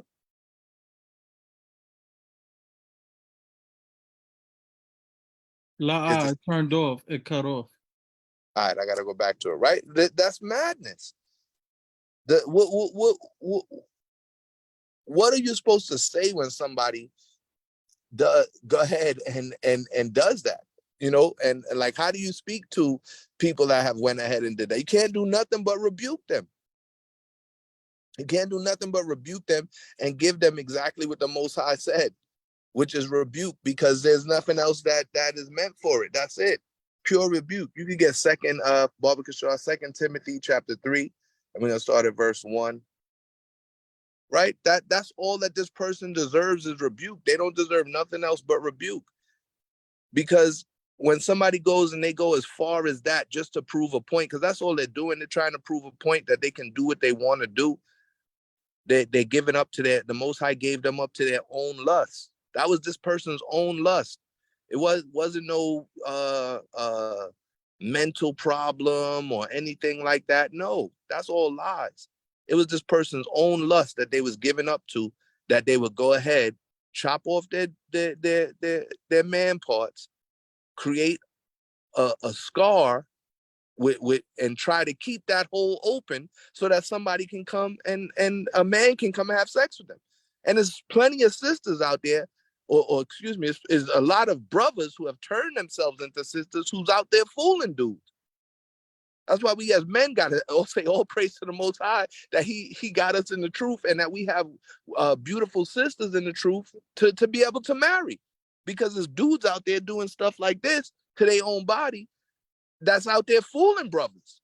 There's plenty of brothers that's gotten fooled across the spectrum. And then they don't want to say nothing about it, and they actually enjoy it. And they stay going ahead and messing around. They got that show Chicago, Cap being out in Chicago. They got that show Chicago, and it's a brother on Chicago that he's supposed to be like one of the top gangsters in the hood, but yet he goes and he has sex with transsexual men who turn themselves into women. For anybody that watches the show The Chi, it's called The Chi, and he loves it. And that's putting into our people's mentality that this is okay. It's putting into our school, our children's schools, that this is okay. They're putting it into the church that this is okay. Right? You could bring out 2 Timothy chapter 3, start at verse 1 when you got it, Baba Kishar.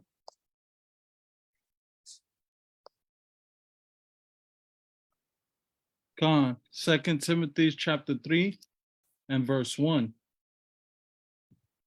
And it reads, This know also that in the last days perilous times shall come.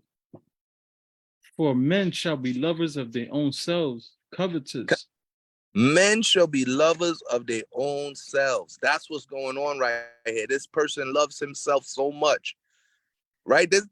What they do to their bodies when they go ahead and do that full transformation, they're not doing that because they love somebody else. They not wounding themselves in the privy members because they love another man out there so much that they got to change themselves. No. And the men that's messing with them, you could get the real thing, but they go for this artificial stuff.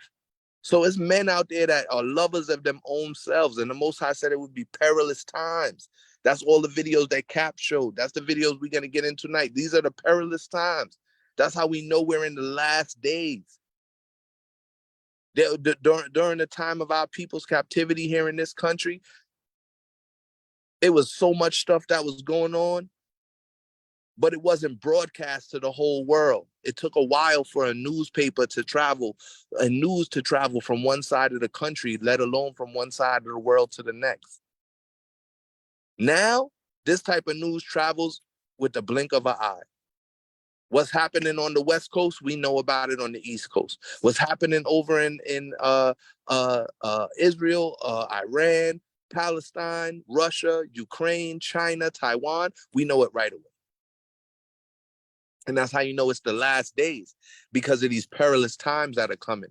And because of men that would be lovers of their own selves. Men love themselves. That's what, sisters, you got to watch out for men that love themselves.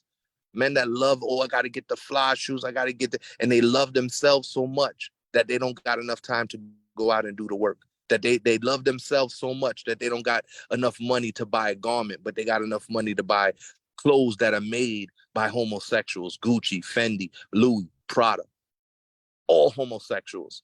And you will put them homosexuals' clothes on your back, but you won't go and spend a couple dollars to get yourself a garment for the Passover and bring your family to the Passover. No, that costs too much. But let Louis or Fendi or Dolce & Gabbana come out with a $300 T-shirt. Because I was there in the past. I used to rock those kind of let Polo, let Ralph Lauren, who's another homosexual, come out with a new Polo P-wing. And you got to go get the Polo knit.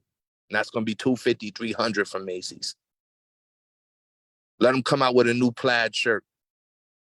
The Polo plaid where you can't see the horse on it because the horse blends in with the plaid colors. We was all there before. Some of us was low lives. That's what they call it in New York when you're a low head. Some of us used to go out and get that and live that Gucci Fendi life. Sisters want to go out and buy bags and shoes, red bottoms, Jimmy Choos. And that's what it led to, because our generation, that 80s and 90s generation, that's what it was about getting fly. And then all of a sudden you got too fly. And now all of a sudden you see what's happening, because now those styles are all put out by homosexuals, and the homosexual community, the LGBT community, that's who's wearing those things. That's who's wearing the brand name clothing and trying to go out and look the flyest. Which is why it's up to us to put on that glorious and warlike apparel, and for our sisters to go out beautifully and modest in their apparel. And spare no expense if you have the ability to. And if not, wear what you can. Get a T-shirt. Call Priest Sabak and get a T-shirt. Nothing about $20 to get a T-shirt made. Put the House of Israel on the front of it. Right? There's nothing to do those things. But when men become lovers of themselves, when men go after the lust of their own hearts, like we read in Romans, they violate the law that we read in Deuteronomy. And that's how plain it is. When a man becomes a lover of his own self, when he goes after the lust of his own heart, he will violate the Most High's law. Right? Read on. Covetous. Salaki, you hear me? Yeah, I can hear you. Read on. Okay, come on. Covetous, boasters, proud, blasphemers, disobedient to parents, unthankful, unholy, without natural affection, truce breakers, false accusers, and Con. People would be covetous, all the way from covetous to unholy, right? And that's what you see here. You see unholy abominations before the Most High. People are covetous. They want what other people got. So you see one person sees the LGBTQ community getting these type of privileges, so to say. Now all of a sudden everybody else wants those privileges. The LGBT community sees the black community getting whatever rights they might, civil rights they might get. Now they try and say that they've been oppressed like black people and they want those rights. People are covetous. They want what everybody else wants. We don't need that. We don't need the gold and the silver and the money from this wicked kingdom. We don't want their welfare, their reparations. We don't want it. Because when we take it, all they do is lead us down this path that you see our people on now.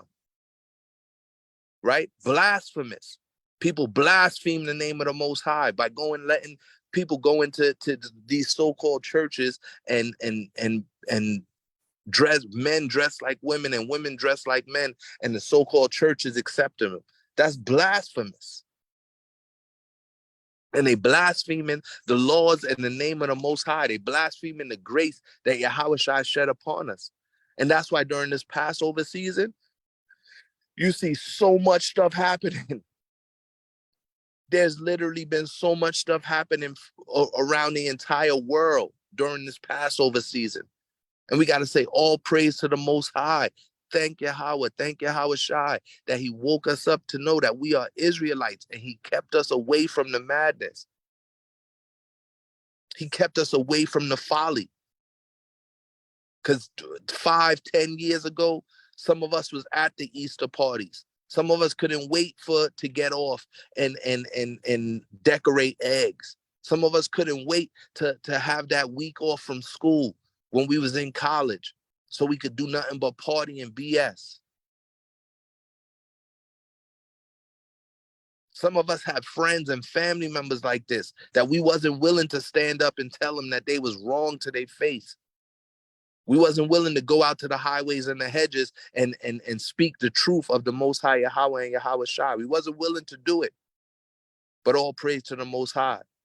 Tawadi Yahweh Shai for opening our eyes and opening our ears and giving us a spirit that's ready to fight. This is the good fight that we in right now. Fighting against these blasphemers, fighting against the people who love themselves. People love themselves so much, they will violate the commands of the Most High. If you love him, keep his commandments. If you love me, then keep his commandments. That's what Yahweh Shai teaches us. But people love themselves so much, they don't want to keep the commandments of the Most High. They rather look to the Pope and say, well, the Pope said it's okay. You see that? Read on, brother. Reading on. Incontinent, fierce, despisers of those that are good, traitors, heady, high-minded, lovers of pleasures more than lovers of God. Khan, they lovers of pleasure more than lovers of God. They high-minded. That means they prideful. They think that their thoughts is above the Most High's thoughts. You got the video that Cat played, the dude is saying, oh, we're going to take this out the Bible. We're going to take that out the Bible, because they think that their thoughts are higher than the Most High's thoughts.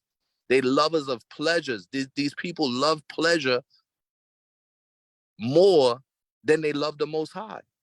So they would go and try and please themselves, like we read in the scriptures. They would please their lusts and feed their lusts rather than feeding their spirit. And then they would speak against the men of the Lord.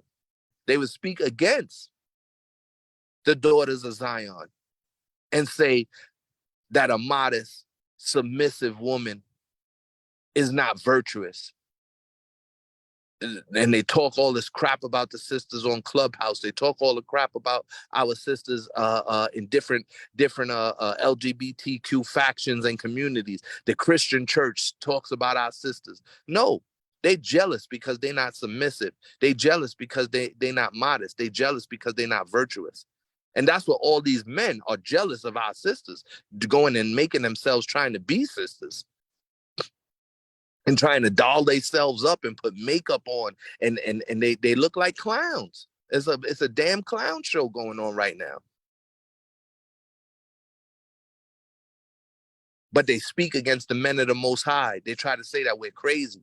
And it's coming. The time is coming. The time is here. We in the perilous times right now where they're going to continue to come against the men of the Most High.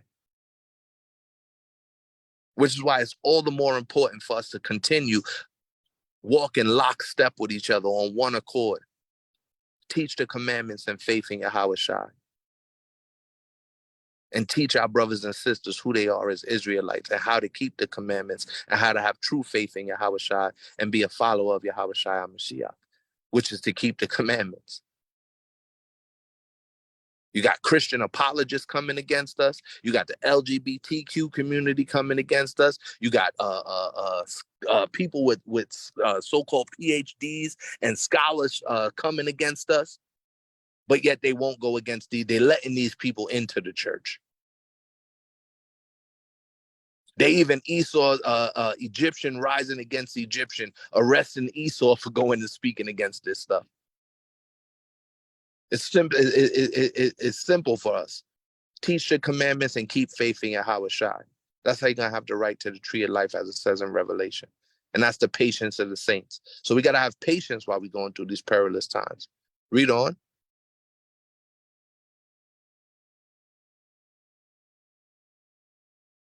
Khan, you said read on? Read on. Yeah, Khan, this verse 5. Having a form of godliness, but denying the power thereof. From such turn away. Khan, having a form of godliness, but denying the power. That means that, like the Pope, he people think he's God's representative on earth, but he's not. Right? He denies the commandments. He denies Yahweh. He denies the truth that is written in the law by trying to say homosexuality should be legalized. So they have a form of godliness, but is not of the true power of the Most High. Right? They don't have the Holy Spirit with them. Right? We could read up to verse 7. Baba Kashar. Khan, this is verse 6. For of this sort are they which creep into houses and led captive silly women laden with sins, led away with divers lusts, ever learning and never able to come to the knowledge of the truth. God, and there's so many people out there, and you see the Christian church is filled with women preachers who are led away captive. They're led away captive into, you can still be in captivity right now. People are in captivity. They slaves to sin. They in captivity to sin, like it says in Romans 6. They are slaves to sin. So these people are being led away captive. Silly women being led away captive.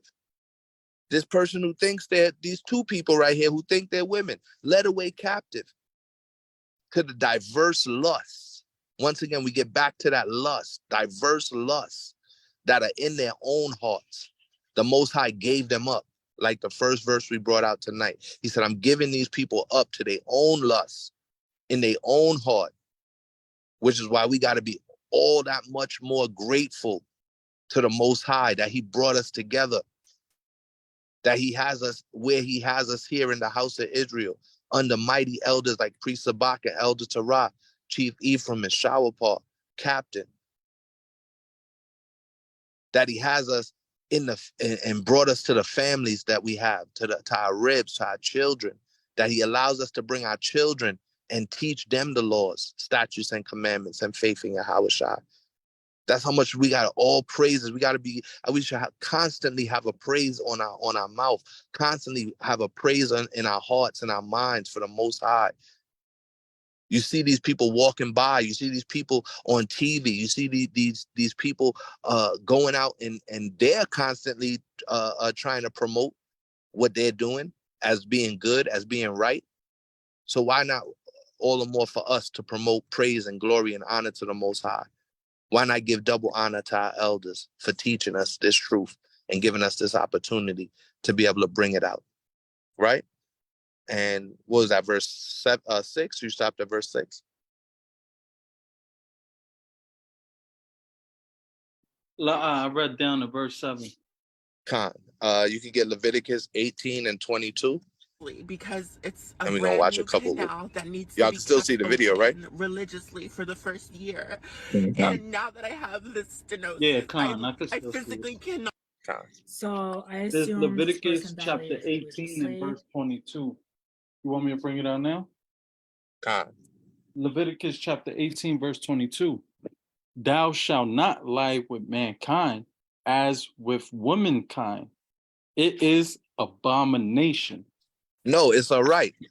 This is the new law, and we're supposed to follow after the laws of the government that we in. It is abomination.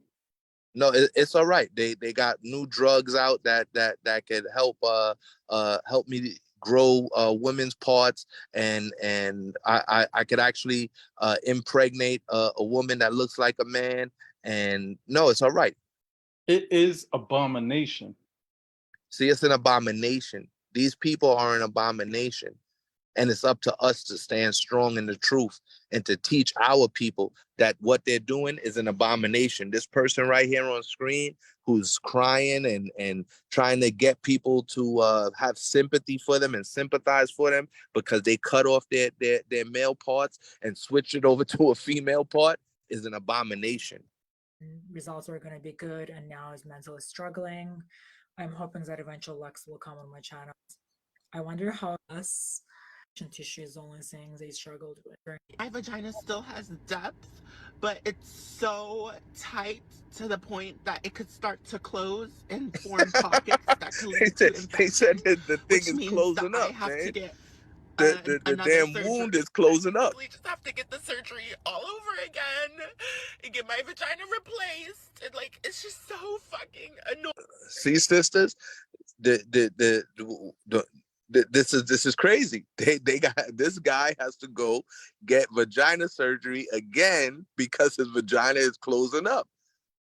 See, brothers, you got to watch out.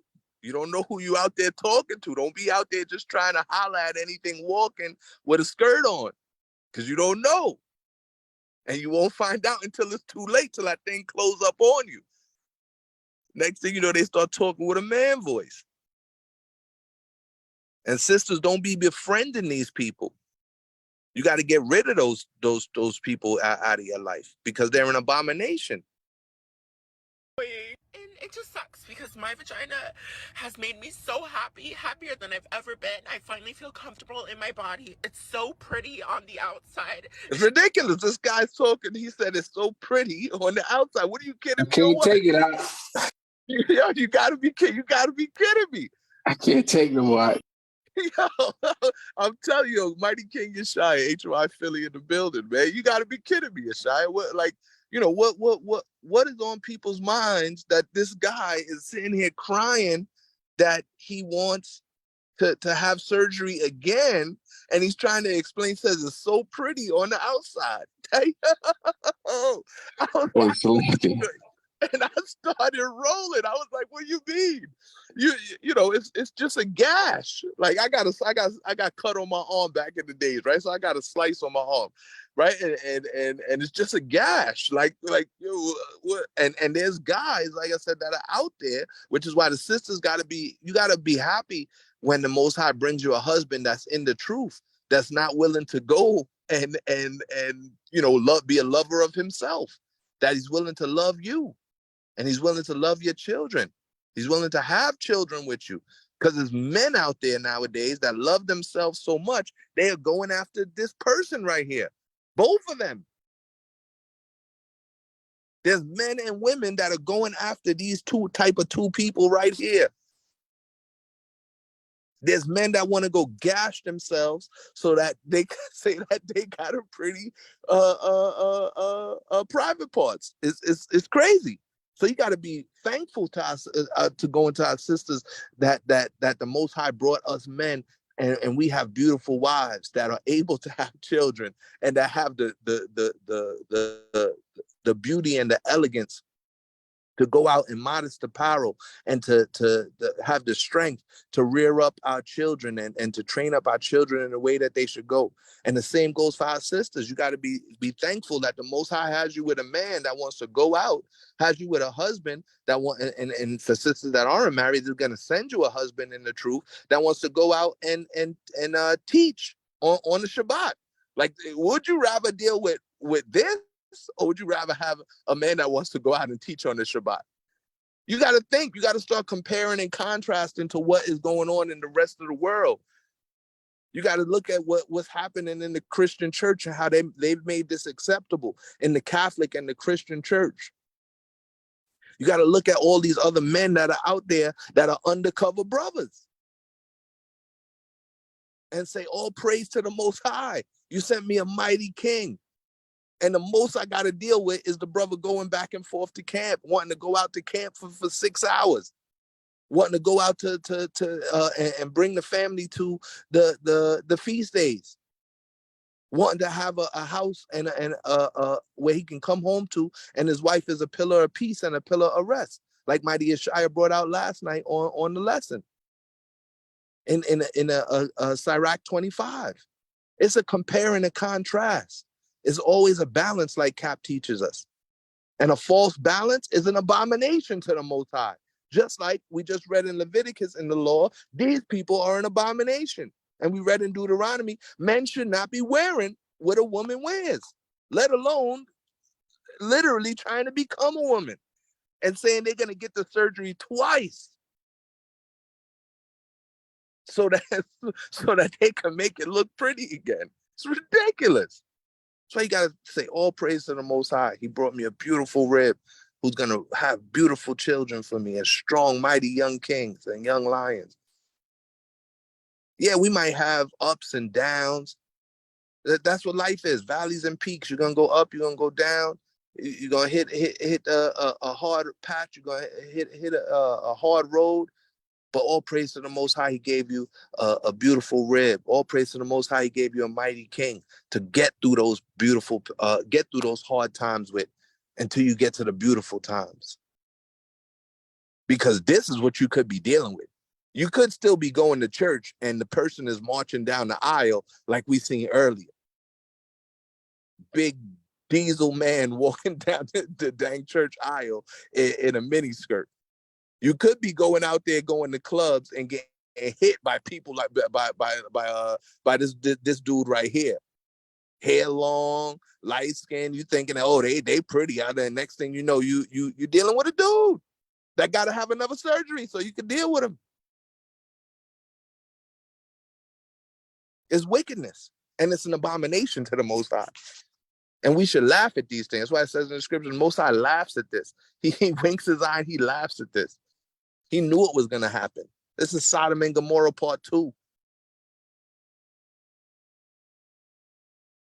And back in the days, they didn't have all the different stuff that we have now to make the surgeries and the videos and all this other different kind of stuff. So this is Sodom and Gomorrah on crack. A whole nother new version. Or not a new version, because it's nothing new under the sun. So this is the same wickedness they was doing then, is the same wickedness that they're doing now. Right? And Yeshua said he can't take it no more. So we're going to drop this video. But we see what's happening, right? The first 3 videos that we watched, we see the Pope saying that it's okay. We see drag queens in churches. And then we see it, one of our young brothers who should be in the truth is fulfilling prophecy, because it was prophesied that, as it said in Romans, people will be given up to their own lusts. It's the Most High who gave them up to their own lusts in their own hearts. It's prophesied in Timothy that these people, it would be perilous times in the last days. Right? We could drop that and get me 2 Thessalonians 2. And we're going to start at verse 7, Baba Kashar. This is prophecy being fulfilled before our eyes. Spiritual Sodom. Say that again. 2 Thessalonians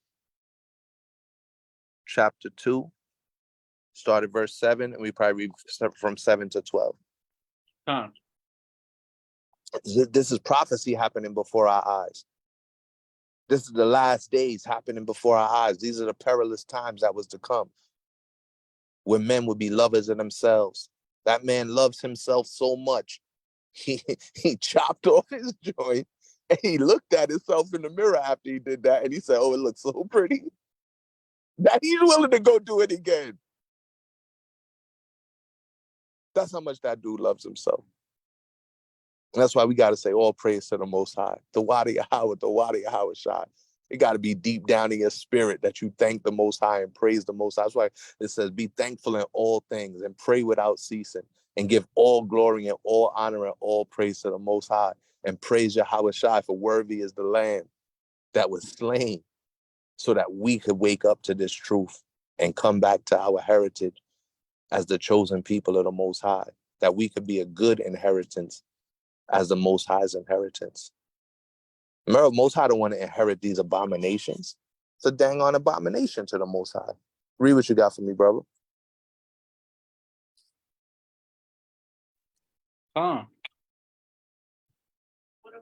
This 2 Thessalonians chapter 2 and verse 7. For the mystery of iniquity doeth already work. Only he who now let it will let, until he be taken out of the way. And then shall that wicked be revealed, whom the Lord shall consume with the spirit of his mouth, and shall destroy with the brightness of his coming. So the wicked is being revealed right now. And when the Most High, he took us out of that darkness and brought us into his light. And when we go out to the highways and the hedges, that's what we're doing. We're actually helping people that are still trapped in darkness to come into the light of Yahweh Shai, right? And the commandment is a light to our footsteps. The law is a lamp and a light. So when we bring people back to keeping the law and keeping faith in Yahweh Shai, we're bringing them back to the light and taking them out of that darkness, right? Read on.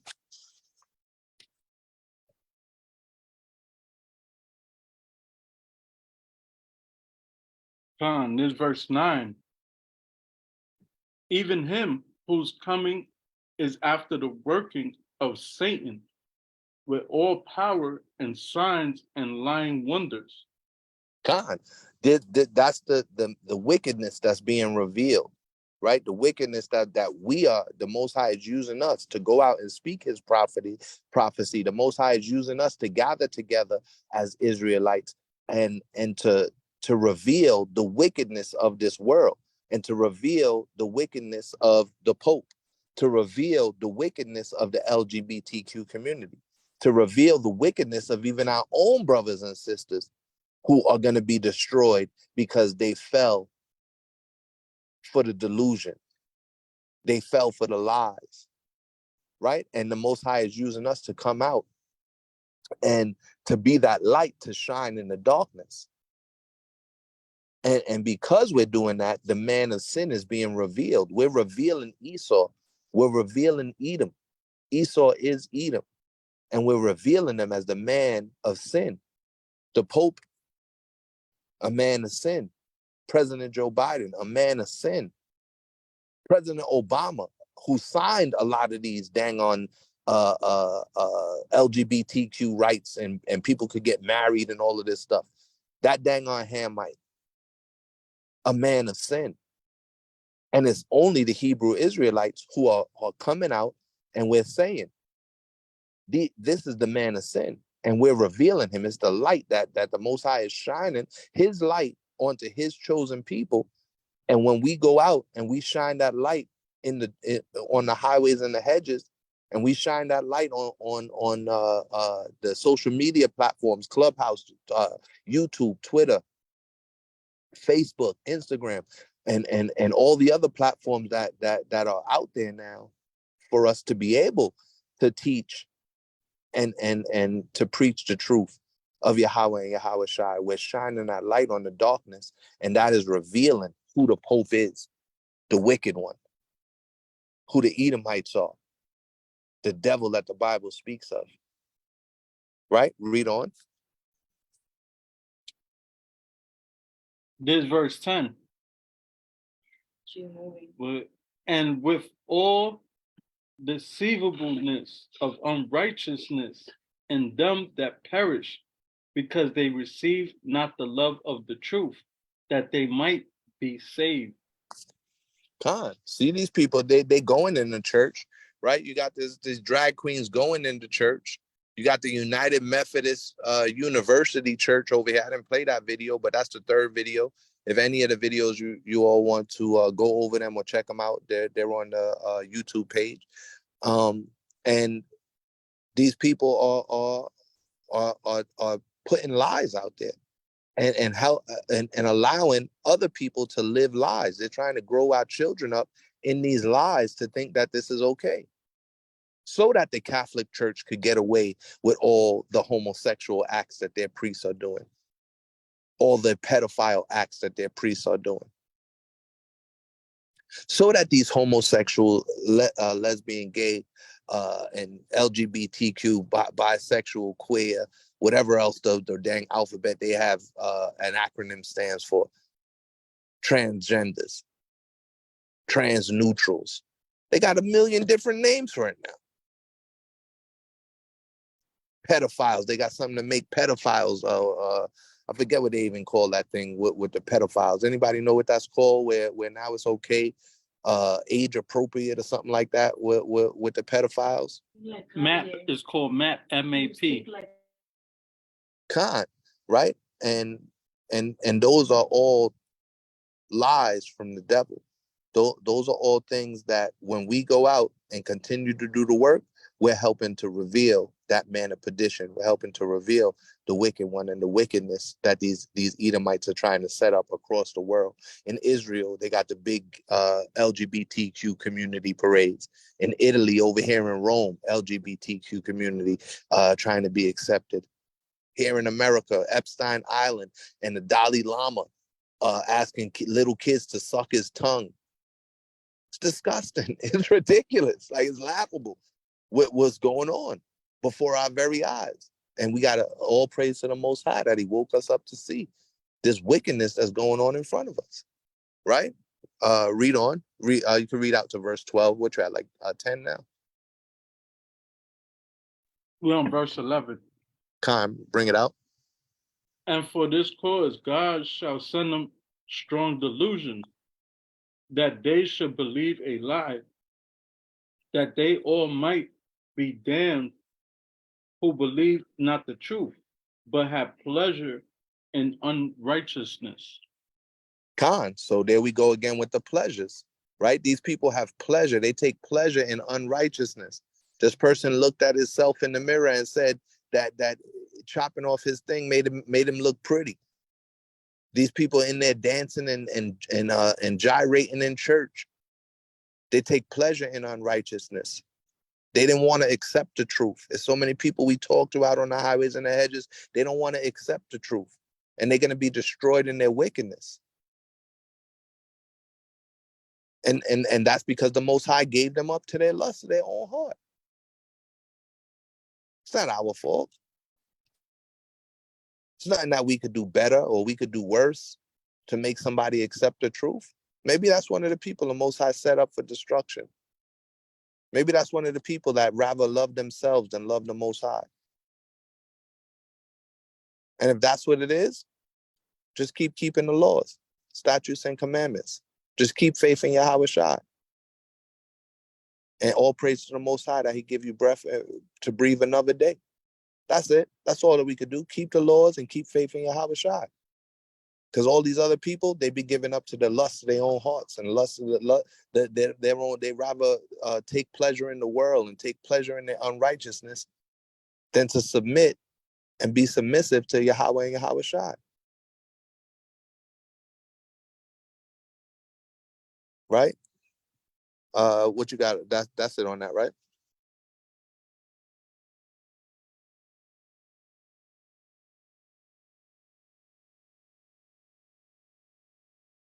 So we're going to watch another quick video. This was something that was happening during the Passover as well, right? There was a lot of things going on during the Passover, and this was one of them. Right? The Most High said that he would come out and show that he's visiting the earth. And this was one of the ways that we can see right now that the Most High is visiting the earth. It got close, we could see that there was actually stuff in the clouds spinning, and at that point it just felt really strange all of a sudden. I don't know if I'd want to go through it again. As this community surveys damage. Right? You see, it's all Edomites getting hit. In this Midwest, in Missouri, Iowa, is about 3 or 4 different states that got rampage. 40 million people was put on high alert during the Passover. From overnight, golf ball-sized hail fell just outside of Chicago. And south of Indianapolis, people are searching for what they can salvage after a weekend tornado destroyed homes. Ronnie England says, see that death and destruction, and they still not waking up. These people work their whole lives for them houses, for them cars. They got their life savings put into those houses and them cars. All the money going into those neighborhoods, those Edomite neighborhoods, from politicians. They don't take care of our neighborhoods. And you notice for them, you know, if you took it on and you put it on the scale, yeah, some things from Hurricane Katrina and different things, but judgment starts first at the house of Israel. So yeah, it happens in our neighborhoods.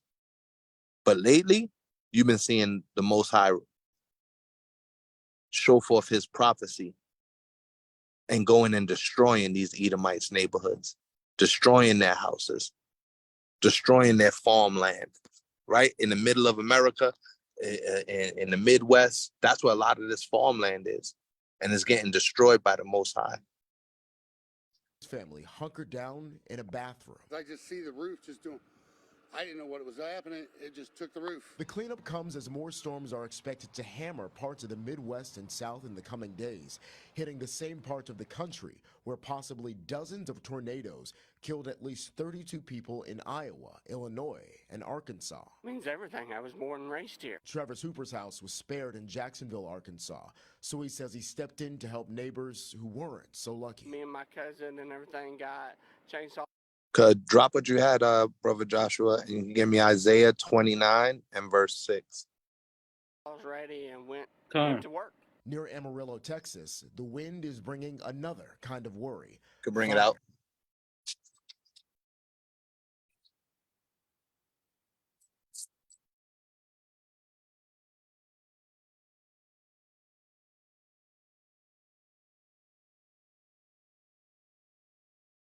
I haven't heard a thing. Can bring it out when you got it, Baba Kashaw. Isaiah 29 and verse 6. Isaiah chapter 29, verse 6.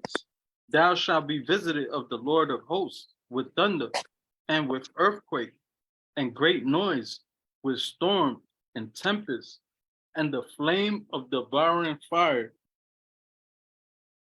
So the Most High said we should be visited. So when you see all of these things happening, you know that's the Most High visiting the earth. He's sending his chariots, not the Most High getting off the throne himself, but he's sending his chariots, his war horses. He's sending them across the skies. He's sending them in the midst of the earth, right? We went through a lot of different earthquakes over the course of the last 6 to 9 months.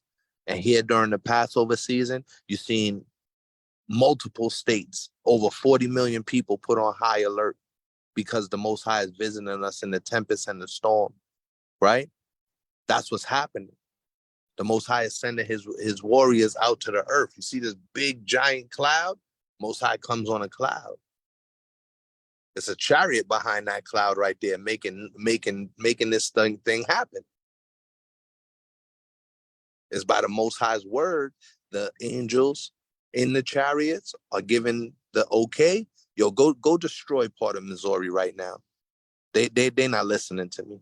Yo, go just my children is out on the highways and the hedges bringing it out, and people laughing at them, saying, look at them dressed like Mortal Kombat characters. Look at them dressed like Power Rangers out there. My people gathering together in glorious and warlike apparel, and all of the daughters of Zion is beginning to dress in modest apparel and be submissive to their husbands and be virtuous women, and they laughing at them. So you know what? Go pay a visit to Missouri. Go pay a visit to Iowa real quick. Let me show them what my children is talking about. And they still don't listen. They still mock the prophets. Like it says in 2 Chronicles. They mock the prophets. Right? They turn the cold shoulder and give us the shoulder. They pull away their arm from us. And so the Most High says, okay, you want to pull your arm away? You don't want to listen? You want to mock my prophets? Yo, you can look, go give the order to his angel. You'll go pay a visit over here. Go out to Arkansas real quick and rip up half the community. You know what? Let's make sure a train derails, turns over, and spills chemicals into their drinking water. In Iowa, in Ohio, North Carolina. It's happening on a regular basis. Nobody could call us conspiracy theorists no more. They have to call us prophets, because we speak in the prophecy that the Most High already gave. We're not like these wicked Christian pastors that speak stuff and then it doesn't happen. No, what we'll come out on the lesson. We'll come out at the Passover. We'll come out on the highways and the hedges. We'll speak something that the Most High has prophesied through the prophet Isaiah, through the prophet Jeremiah, through the prophet Habakkuk, through Yawasap himself. Wars and rumors of wars, pestilence and famine. Next thing you know, boom, happens right then and there. All praise to the Most High, the Wadi Yahweh, the Wadi Yahweh for opening up our eyes, for opening up our ears and giving us a voice to go out and fight the good fight, to shine his light on us, that others would see his light shining on us and begin to glorify him. And that we would destroy the house of Satan. We would destroy the house of Esau and Edom.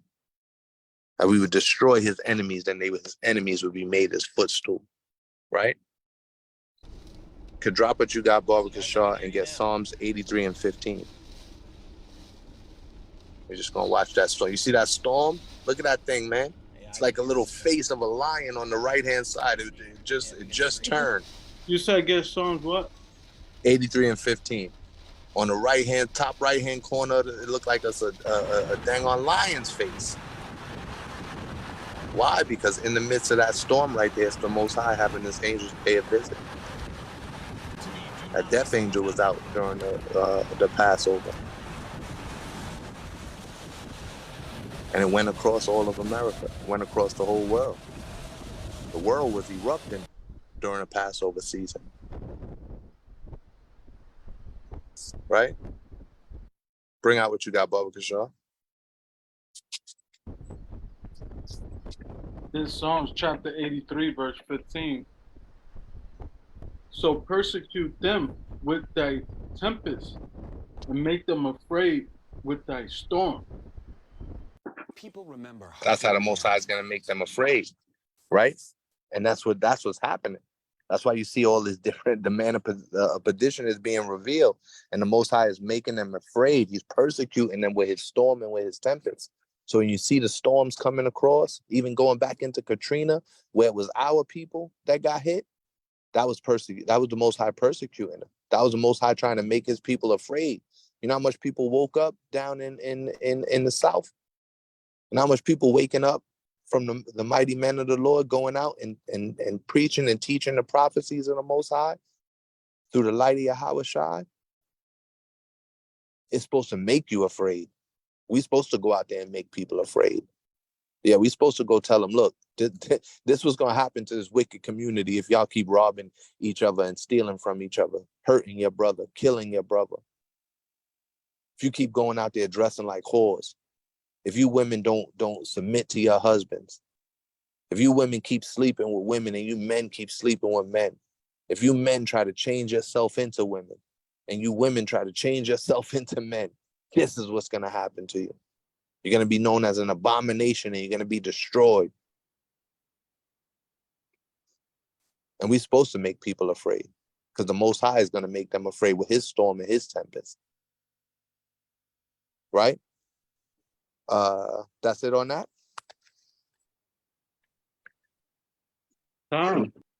Get Psalm 55 and 8.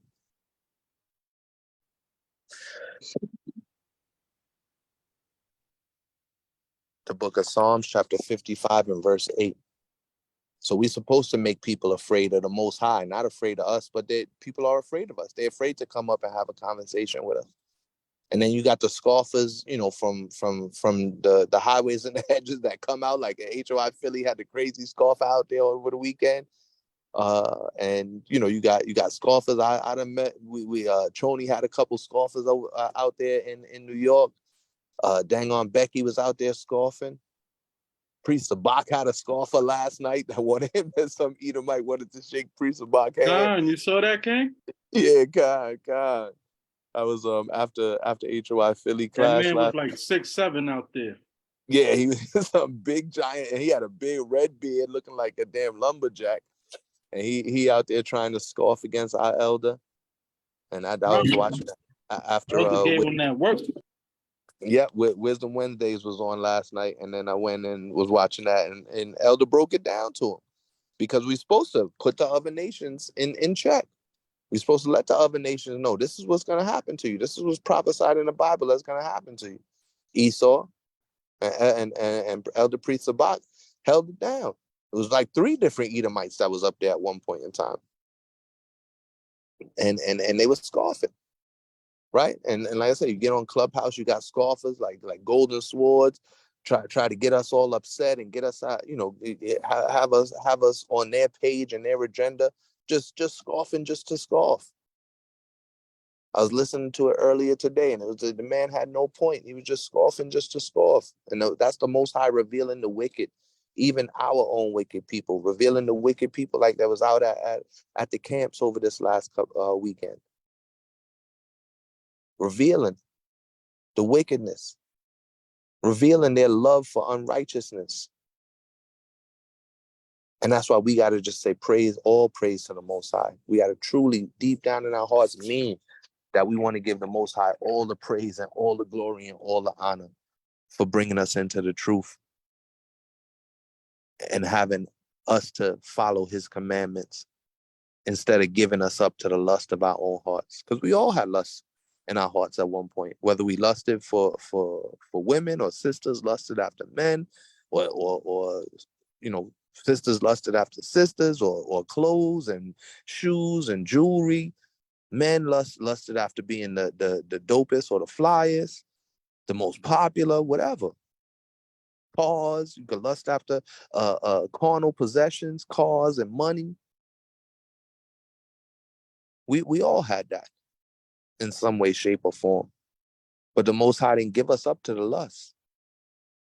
And that's why we got to stay humble in the truth, ever willing to learn, constantly being willing to be taught again. We go to Passover every year. We go to the feast days. And, Priest Sabak sometimes says it feels like, you're always hearing the same thing. That's because it's a point where we need to learn again, like the scriptures say. We need to be retaught. That's sharpening the sword. You know how many times you got to sharpen your sword after you go out to battle? You go out to battle with your sword, or if you're using a modern day sword or gun, you go out and you shoot off from a 6-shooter, and then you got to reload. So you got to resharpen your sword. You got to reload your bullets. You done shot off all your bullets. Now it's time to reload. That's why you got to be taught again. That's why you got to go to the elders for counsel. That's why you got to call up captain, or call up Elder Yakataz or Priest Sabak. Hey, how you say the Shema? I be texting Priest Sabak sometimes. How you say the Shema? All praise to the mighty King, Most High. All praise the mighty King Yaradan. Help me get it down packed. But you always got to go back and be retaught again. And that's how we stay humble in this thing, understanding that, we don't know nothing. You think you know all the precepts in the world, and then next thing you know, you who knows, you watch you watch a class, or you watch a Watchman video or something, and next thing you know, Captain brought out some precepts you never heard. On Wisdom Wednesdays, H.O.I is breaking down the scripture, and you never heard that breakdown before. Or like I said, you might watch another camp, or go out and do a unity camp with the Watchmen, and then you hear some breakdowns and precepts that you didn't hear before.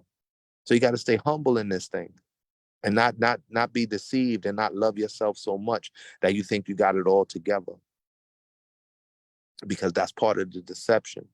That's part of the wickedness of this world, that people want to love themselves. They love the carnal things of this world more than they love the Most High, right? You could bring out what you got, Psalms 55 and 8. There's Book of Psalms, chapter 55 and verse 8.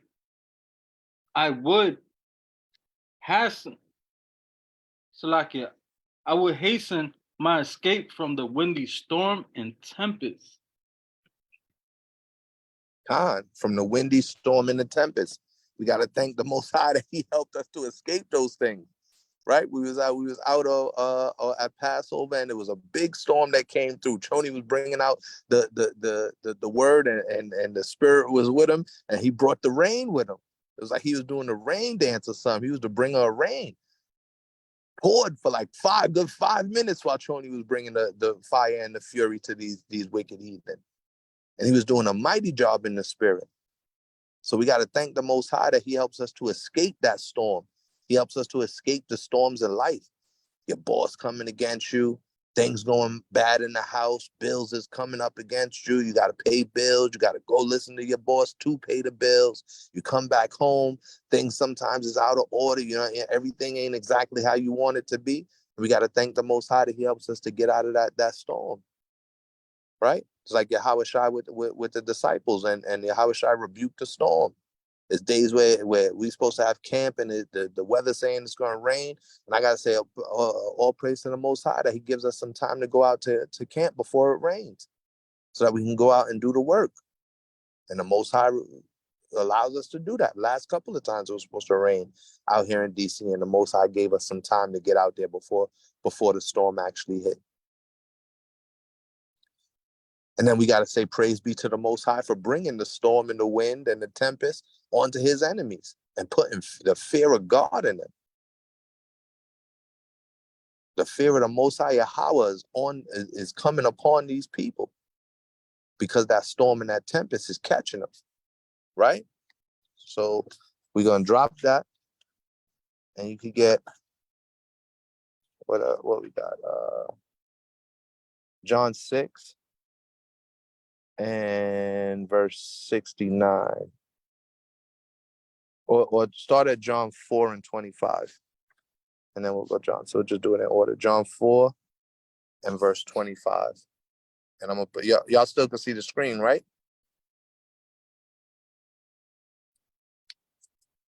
Come. All right, we're gonna play this quick video, and then we're gonna go to John 4 and 25. Hey Vince. And this is a video. You can eat pizza and stay in shape. Do you have super special genes? This is a video on Amalek about why they don't believe in Yahweh Shai. And that's why I say all the stuff we was talking about when Cap was bringing out the lesson earlier, it tied into what the Most High was having to put on my spirit to bring out, because they are going to, or they have been outlawing teaching about Yahweh Shai in Israel. And you see how what we're about to see what's going on out there. As they doing that, the Most High is bringing destruction to Israel. And He's destroying Amalek, right? And this is one of the reasons why I hate when I hear, you got the different ones like the Mordecai's on Clubhouse, and the Amari Stoudemire, and those are our people. And then you got the Amalek and Ashkenazi synagogue of Satan, who comes out and they don't even believe in Yahweh Shai. We sometimes I hate like even giving them the time of day. It's like you don't even believe in the Messiah. You got some chair for saying you waiting for Elijah. Most High saying Yahweh Shai, and He already told us who Elijah was. John the Baptist. And they missed it then, and they still missing it now, because that's the synagogue of Satan. These are the men of perdition. And they stick up for the fact that they don't believe in Yahweh. And then you got these little sects of them out there that they call themselves Jews for Jesus. No, you ain't no Jew for Jesus. A Jew for Jewish for Caesar Borgia, right? Let's see what this guy got to say. If you look at all the messianic, you can hear it, right? Prophecies, the idea of Messiah is that he's supposed to gather the exiles and rebuild the temple. That there has to be this idea of being a savior, salvation, of helping the Jews. And at the time that Jesus was living historically, the Jews still lived in Israel. The temple was still standing. There was no exile. So it's kind of amongst a wide variety of other reasons. It would be like, expecting someone to get penicillin when they're not even sick. I mean, there was no need for him to have come at that time. And see, that man said there was no need for him to come. That's how wicked the synagogue of Satan is. And people accept them as the true Jews. They get billions of dollars a year from America. And even more than that, if you count up all the different countries, the European Union that's sending them money. They got their own army where they're shooting rockets.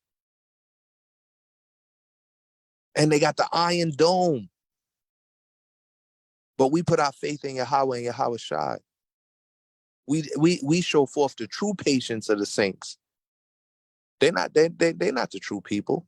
And we know they're not the true people for one simple fact. They don't accept Yahweh Shai. And because they don't, and even if they did accept Yahweh Shai, he would not accept them as his people.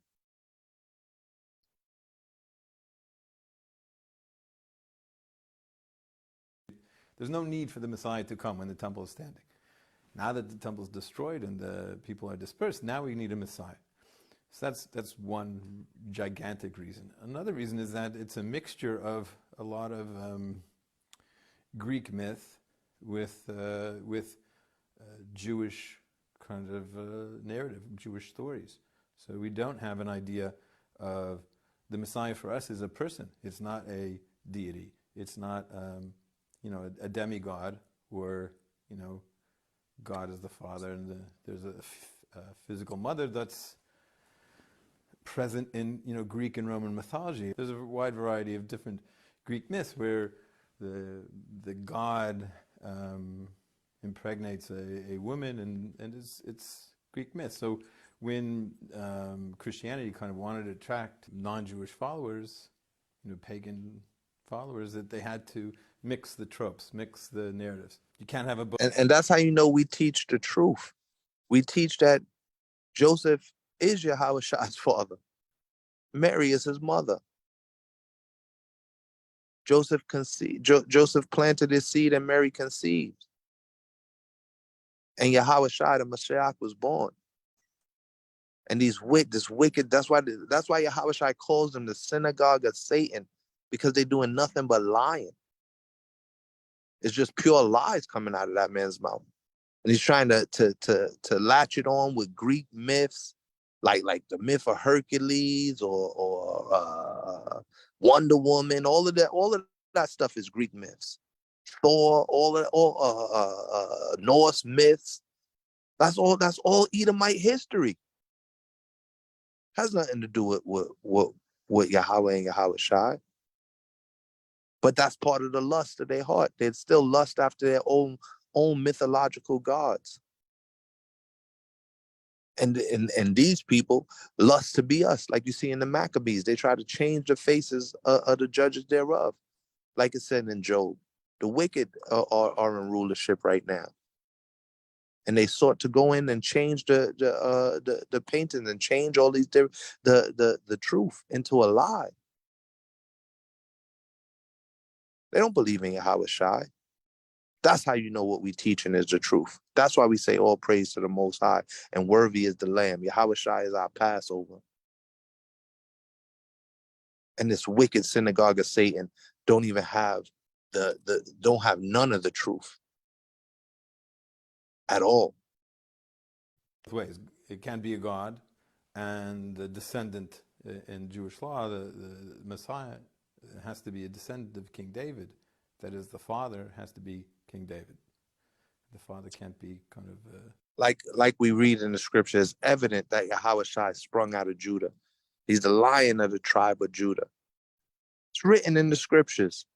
Matthew shows forth that he came from Judah's line, went all the way back in history, all the way back through the genealogies. Luke did the same. And it's these wicked people out here that believe a lie, that are actually teaching and go out and their rabbis teach these lies, and the rest of the world believes them. The Pope who carries on the Roman Catholic lie, and the rest of the world believes him. But all praise to the Most High, he has a small remnant of his chosen people that see and know the truth. And Yahushua is that truth that we know, which is why we've come back to keeping the law, statutes, and commandments through the Most High's grace and Yahushua shedding his blood for the forgiveness of the sins of the children of Israel. Right? You could bring out John 4:25 when you got it, Baba Kashaw.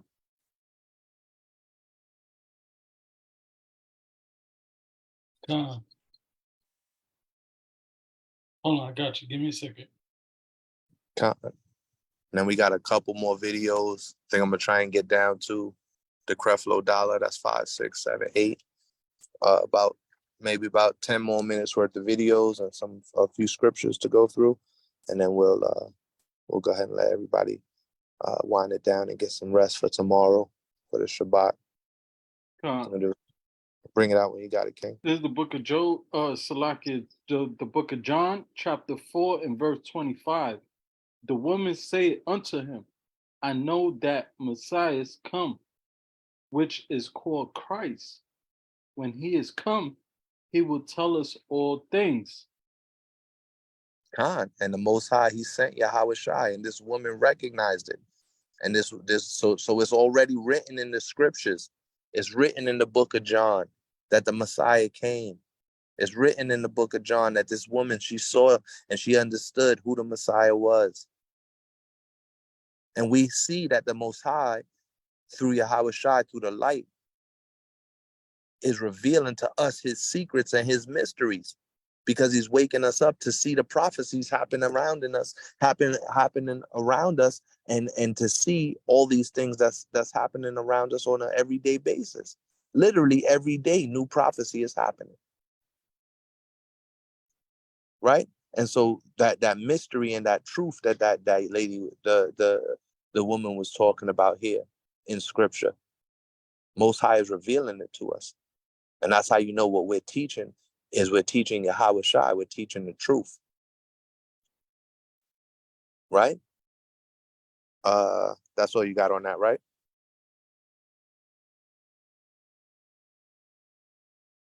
Give me You want me to keep going? No, John 6 and 69 now. Okay, come. Right? So we see that the Messiah has come. We see it's written plain on tables. The Messiah has come. And why did he come? As is written in Luke, he came to give forgiveness to his people. And we are his people, the Hebrew Israelites of the 12 tribes of Israel, the seed of Jacob.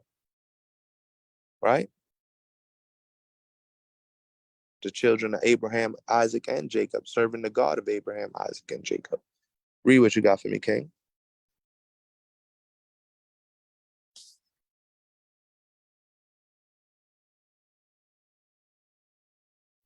This is the book of John, chapter 6 and verse 69. And it reads,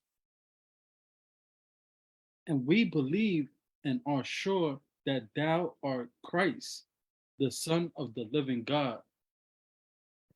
So unlike what we just saw the synagogue of Satan come out and say, we believe and we are sure that our Mashiach, Yahweh Shai Mashiach, Malak, our King, our Savior, is Yahweh Shai, the Son of the living God, the Son of the one and only true and living God. Yahweh, our power. He's our Abba now. Like Mighty Mikey Allah brought out during the Passover. We gonna roll with Yahweh. Gone. Not like these wicked Edomites and these wicked Amalekites and Ashkenazi synagogue of Satan. Nah. They still denying the Messiah when it was written. And it was written by an eyewitness, John. And we believe that Yahweh Shai is our Messiah and that our Savior is coming back, which is why we see all this prophecy happening before our eyes, because he said, this is what's going to happen in the last days. This is what's going to happen. We don't believe these other people.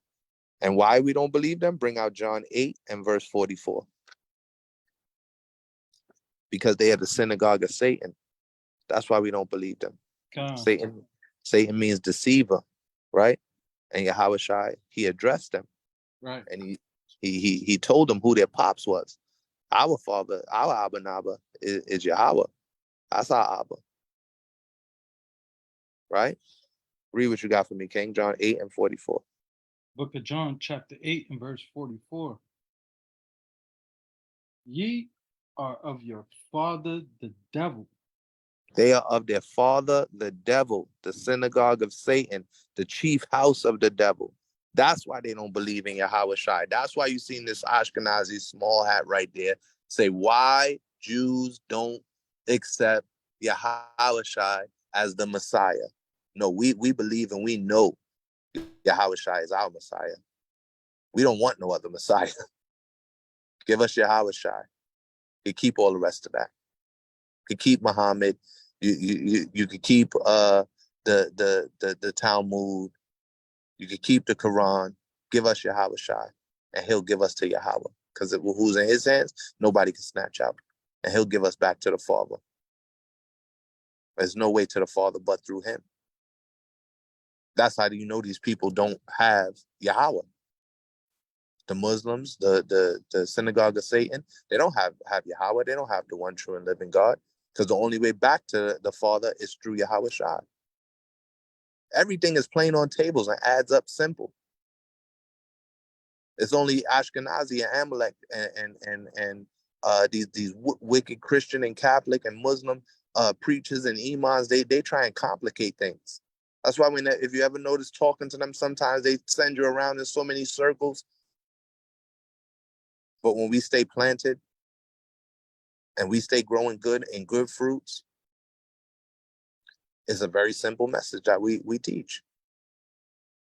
Come back to the law, statutes, and commandments. Keep faith in Yahweh Shai, and know that you are an Israelite, the children of Israel, the lost sheep of the house of Israel. And when one of us return, all of heaven rejoices. Right? So they are of their father, the devil, the synagogue of Satan, the father of lies. And that's why they don't believe in Yahweh Shai. And that's all we ever got to tell them. Ashkenazi come up to me at camp, I'll be like, yeah, you don't believe in Yahweh Shai, do you? Dude last week was a Polish Amalekite. Came up and was talking at camp. Like, yeah, I know you don't believe in Yahweh Shai. He's like, nah, I believe in, the Father and the spirits. Now you believe in the devil, because you are a child of the devil. They are of their father, the devil. That's how deep Yahweh Shai got it in John chapter 8 and 44. He said they are of their father, right? You could drop that and get John 14 and verse 6. Go with Kashaw.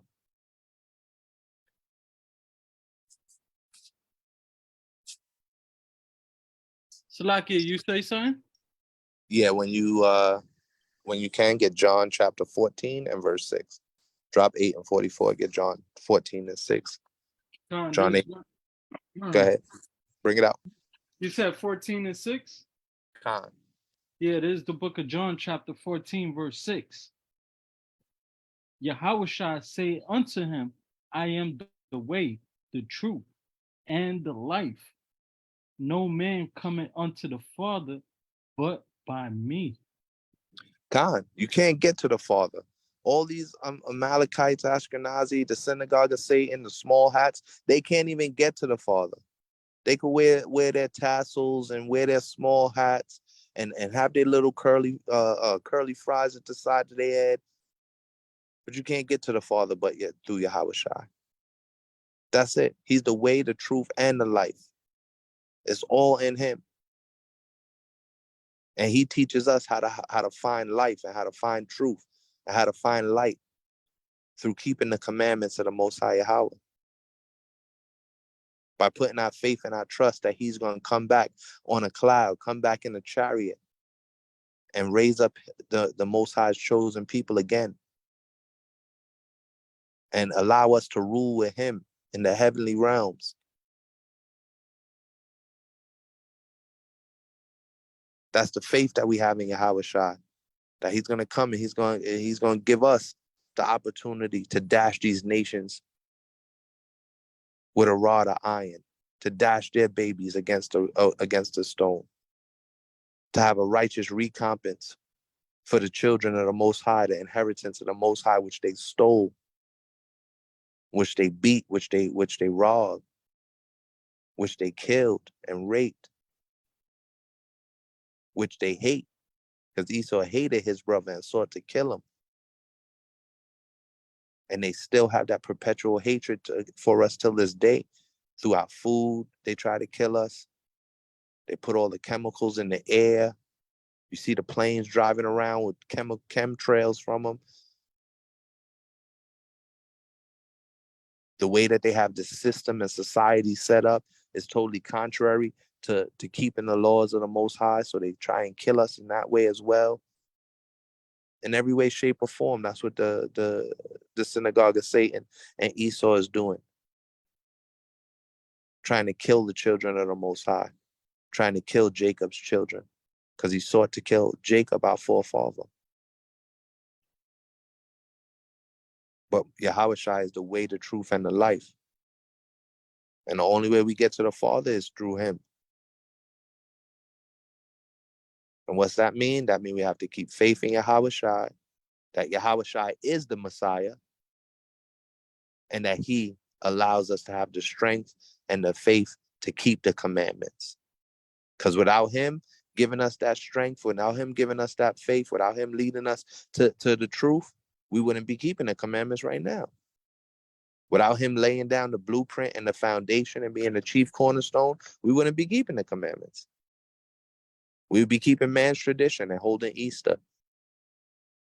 We'd be keeping man's tradition and waking up and frying some bacon on a dang Saturday morning instead of keeping the Shabbat and not cooking, instead of keeping the Passover and gathering together and breaking the bread and drinking the wine and eating the bitter herb and eating the lamb with our brothers and our sisters, right? What we got? Give me Leviticus 26 and verse 6. And this is how we know that they're not the people, right? Because when the true chosen people of the Most High, Israel, when the true inheritance of the Most High, his people, Israel, when the true flock and the true sheep get to go back into the land when Yahweh Shai comes to get us on a chariot, we're not going to have to worry about all the stuff that's going on. Ain't nobody going to attack us. They're not going to have the ability to attack us, let alone have the guts and the gusto to try and attack us. There's going to be chariots surrounding that thing. Ain't nobody letting know. Yahweh Shai is going to be down there with us. He going to already run rampant and blood's going to be all the way up to a horse's bridle. It's going to be feet of blood. So he's going to destroy off, and his enemies is going to be made his footstool. So they ain't going to have the gall to come in and try and bring us down. And we're going to be there to defend Yahweh Shai's kingdom. We're going to be there to defend Yahweh's kingdom. Right? So could bring out Leviticus 26 and 6. There's Leviticus chapter 26 and verse 6. And I will give peace in the land, All and you have you to do is shall point. lie down, and none shall make you afraid. And I will rid evil beasts out of the land, neither shall the sword go through your land. God. So the Most High is saying that when that's a prophecy also, a dual-fold prophecy, that when the Israelites get into the promised land, when we get to the land, he's not going to allow these different type of things that we seeing happen to Ashkenazi and Amalek and the synagogue of Satan while they are occupying. They're just occupying the land, still keeping our people in captivity through their rulership of the world and their rulership of the money that's going across the world. Right, and these are the things the Most High has happening. Is during Passover week that this happened. Can you hear it and see it, Joshua? From the Palestinian territory and Con. Lebanon. CBS Imtiaz Tayed is following these developments. Good evening, Imtiaz. Nora, good evening. We have a volatile and frankly unpredictable situation unfolding inside Gaza right now.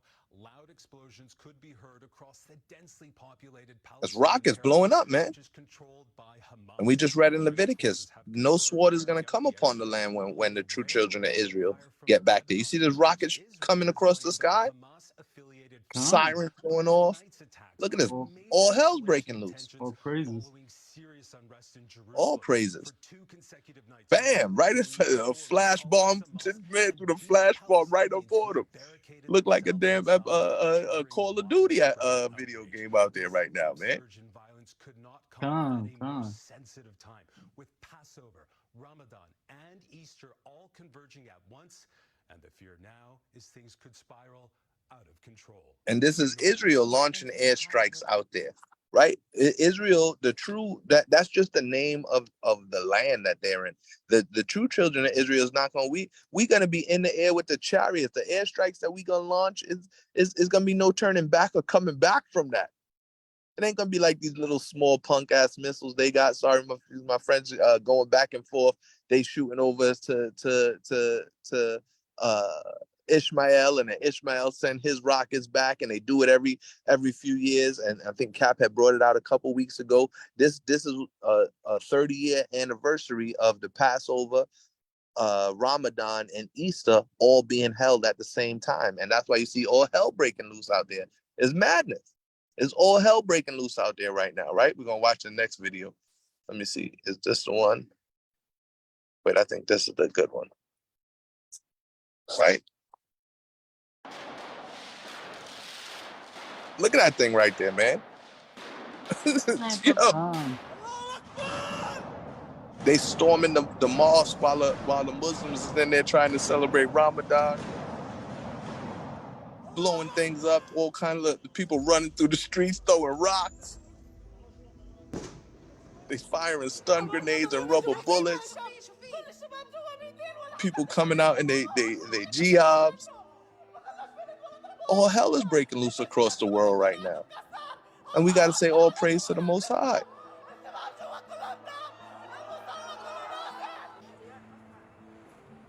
They done broke down a whole mosque. And it says several Muslim nations condemned Israel's attack. That's key. 400 Palestinians was arrested, so they arrested a whole bunch of Muslims.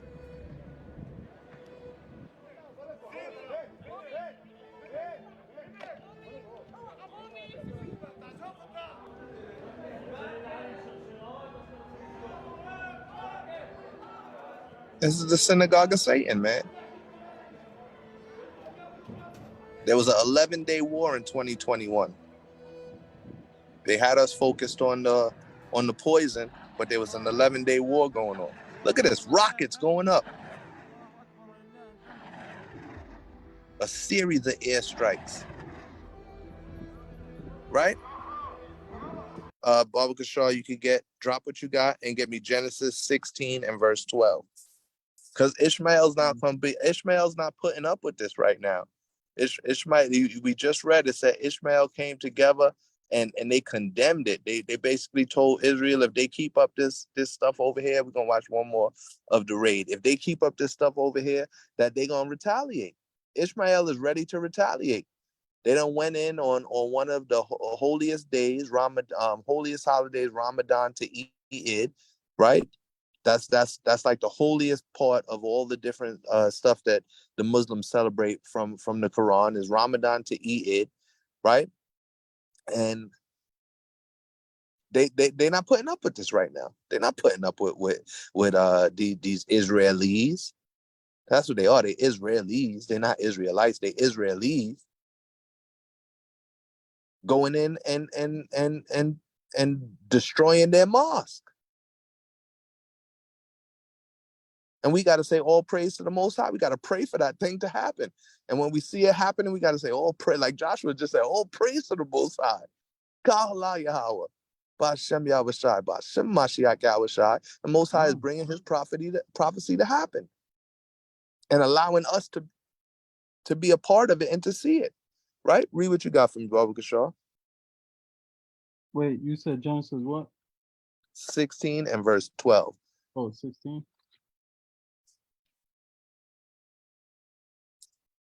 Right, because Ishmael's he's not having this. He's not going to put up with this no more. Ishmael's is the Saudis, the Saudi Arabians is taking their money. Iran is taking their money, aligning it with Brazil and Russia and China. That's the BRICS. And Ishmael ain't having it no more. Afghanistan done made a statement by standing up to America. They got America's weapons. They got America's tanks and trucks.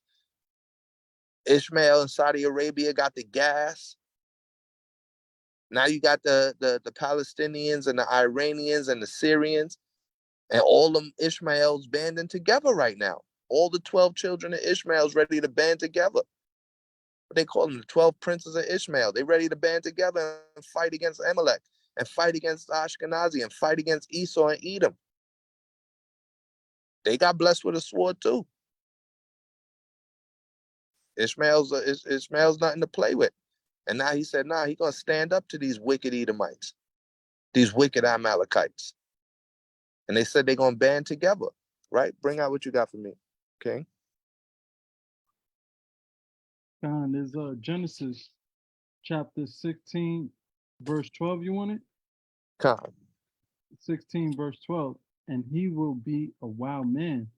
His hand will be against every man, and every man's hand against him. And he shall dwell in the presence of all his brethren. God, Ishmael's a wild man. Everybody's going to be against Ishmael. Ishmael's going to be against everybody.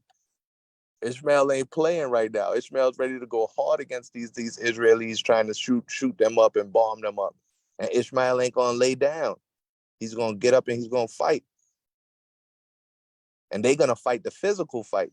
We're going to fight the spiritual fight.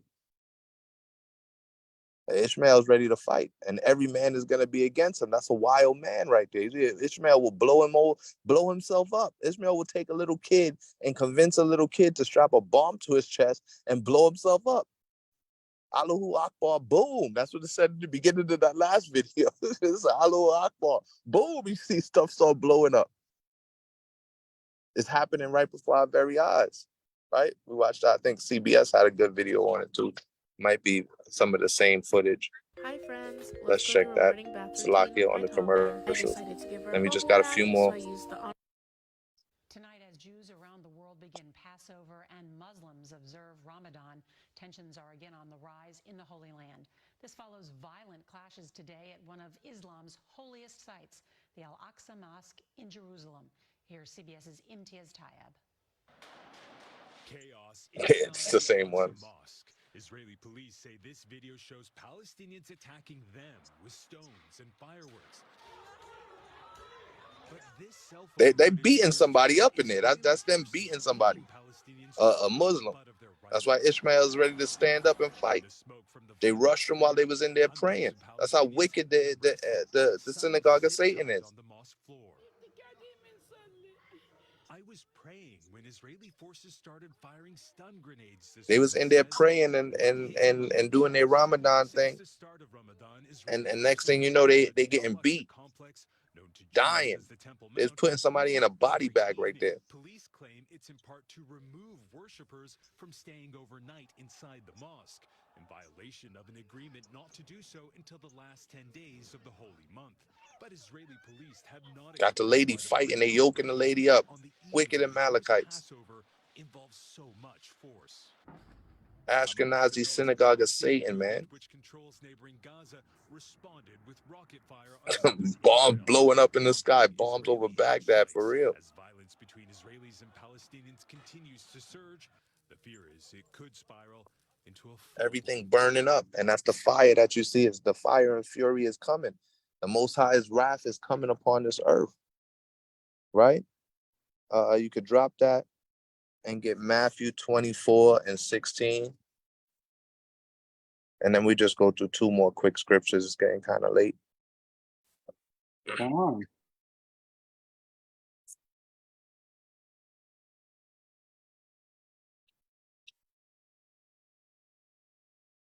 When you got to bring it out, Matthew 24 and 16. And I'll save some of the rest of the videos. We'll do like 1 or 2 more videos.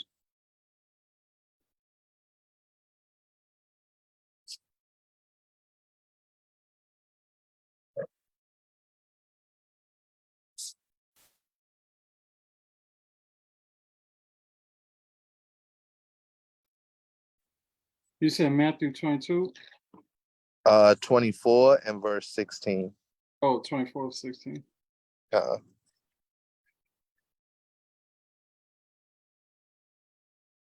God. All praises.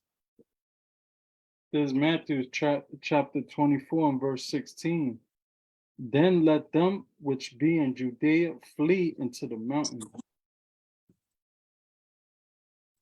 Right? So you got, this was back then, and the Most High was telling the people, Yahweh was telling the people, look, when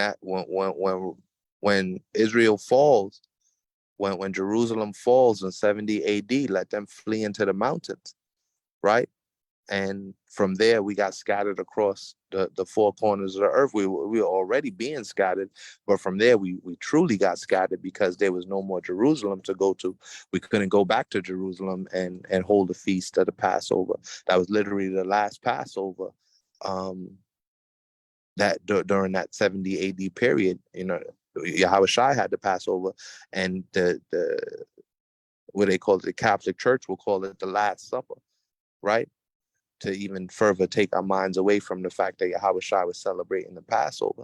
And then years after that, well, maybe another 30, 40 years after that, Jerusalem fell in 70 AD. And that was the last time we was able to celebrate the Passover out in Jerusalem. We had to flee to the mountains, right? So you see happening now, people are running. They running, trying to get away from all the war that's starting to happen on the other side of the world. China's ready to go to war. China's going to be going to war with Taiwan and bringing missiles onto Taiwan any day now. They're doing test runs on it. Russia is taking over Ukraine and winning the war that they waged up against Ukraine, which is going to bring the Allied forces in. Right? So you see all these different things happening around us. It's a war against currency and the economy over here happening. The value of the dollar is dropping constantly, and inflation is rising constantly. Every month, every few months, the inflation level rises. The value of the dollar drops. Other countries are now beginning, from South Africa to China, to Brazil to Russia, to create their own currency and no longer rely on the US dollar. So it's a war going on, like I said, Mobb Deep, so it's a war going on outside. No man is safe from. So it's happening right now. No man is safe from this war that's going on. The wrath of the Most High is coming upon this earth. And for those that the Most High will wake up to listen to the truth, all praises to the Most High. The others, he gave them up to the lust of their own hearts and desires. They don't even want to pay attention to the truth. But that's why he's having us gather together. Keep gathering together, right? Because we Israelites. Could bring out 2 Corinthians 11 and 22. and I'll finish on that verse. And if by next week, I'm sure more prophecy will happen. If Most High willing, give me an opportunity to bring it out. We'll jump into some more videos. But I see it's getting late. It's almost 12:30 now.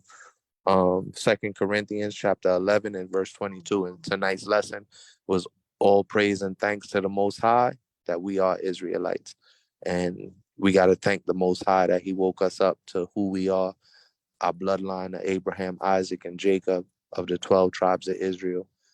Woke us up to keeping the commandments, the law, statutes, and commandments of the Most High Yahweh, and giving us true faith in Yahweh, that Yahweh would come to redeem and save his people and save us from our sins by teaching us to keep the commandments of the Most High and to no longer fall victim to our own lust and be lovers of our own selves. And to follow after the lust of our own hearts, but to follow after Yahweh Shai. So all praises and thanks and honor and glory to the Most High Yahweh, B'Shem Yahweh Shai.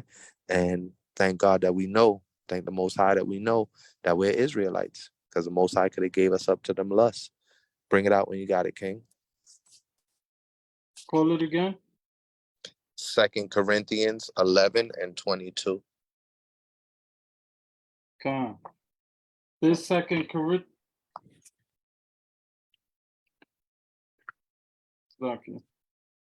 Come.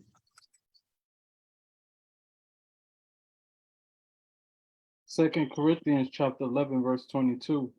Are they Hebrews? So am I. Are they Israelites? So am I. Are they the seed of Abraham? So am I. Khan, we are the seed of Abraham, Isaac, and Jacob, the seed of the 12 tribes of Israel. We are Hebrews and we are Israelites. We are Hebrew Israelites. We got to give all praise and glory and honor to the Most High Yahweh, B'Shem Yahweh Shai, that he gave us ears to hear and eyes to see. And with that, I yield, and I hope you are edified.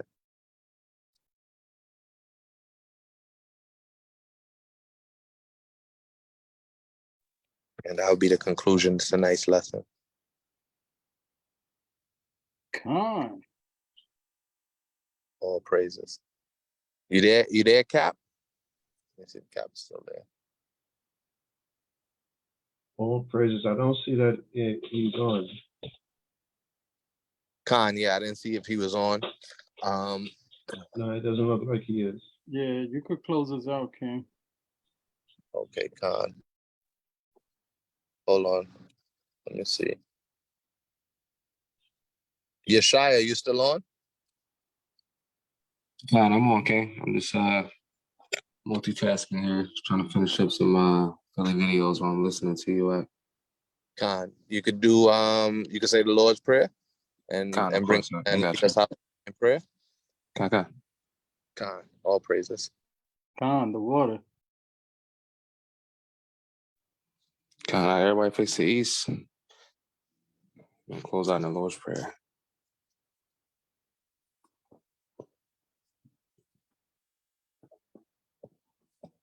All right, it's the Lord's Prayer. Repeat a little Hebrew. Repeat after me. Abanawa, Shabbat Shemayim, Kadash, Haya, Shemka, Yahweh, Malakwatka, Taba'a, Ratazaka, Haya, Aisha, Barataza, Kawa,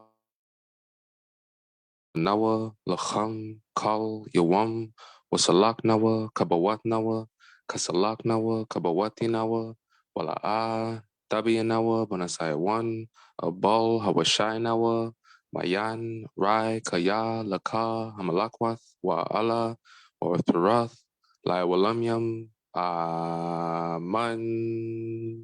It's the book of Matthew, chapter 6, verse 9. After this manner, therefore pray ye, our Father which art in heaven, hallowed be thy name, thy kingdom come, thy will be done in earth as it is in heaven. Give us this day our daily bread, and forgive us our debts as we forgive our debtors. And lead us not into temptation, but deliver us from evil. For thine is the kingdom and the power and the glory forever. Amen. Amen. Khan. Khan. The water king, all praises. Khan, yeah, no problem. Khan, mighty lesson. East Coast Yawasap. God, All, that's not. All all praise to praise, the Most High. God, all praise to the Most High. If anybody has any questions, anything they want to bring out, you can bring it out now. And any testimonies or good stories from the Passover, anybody that was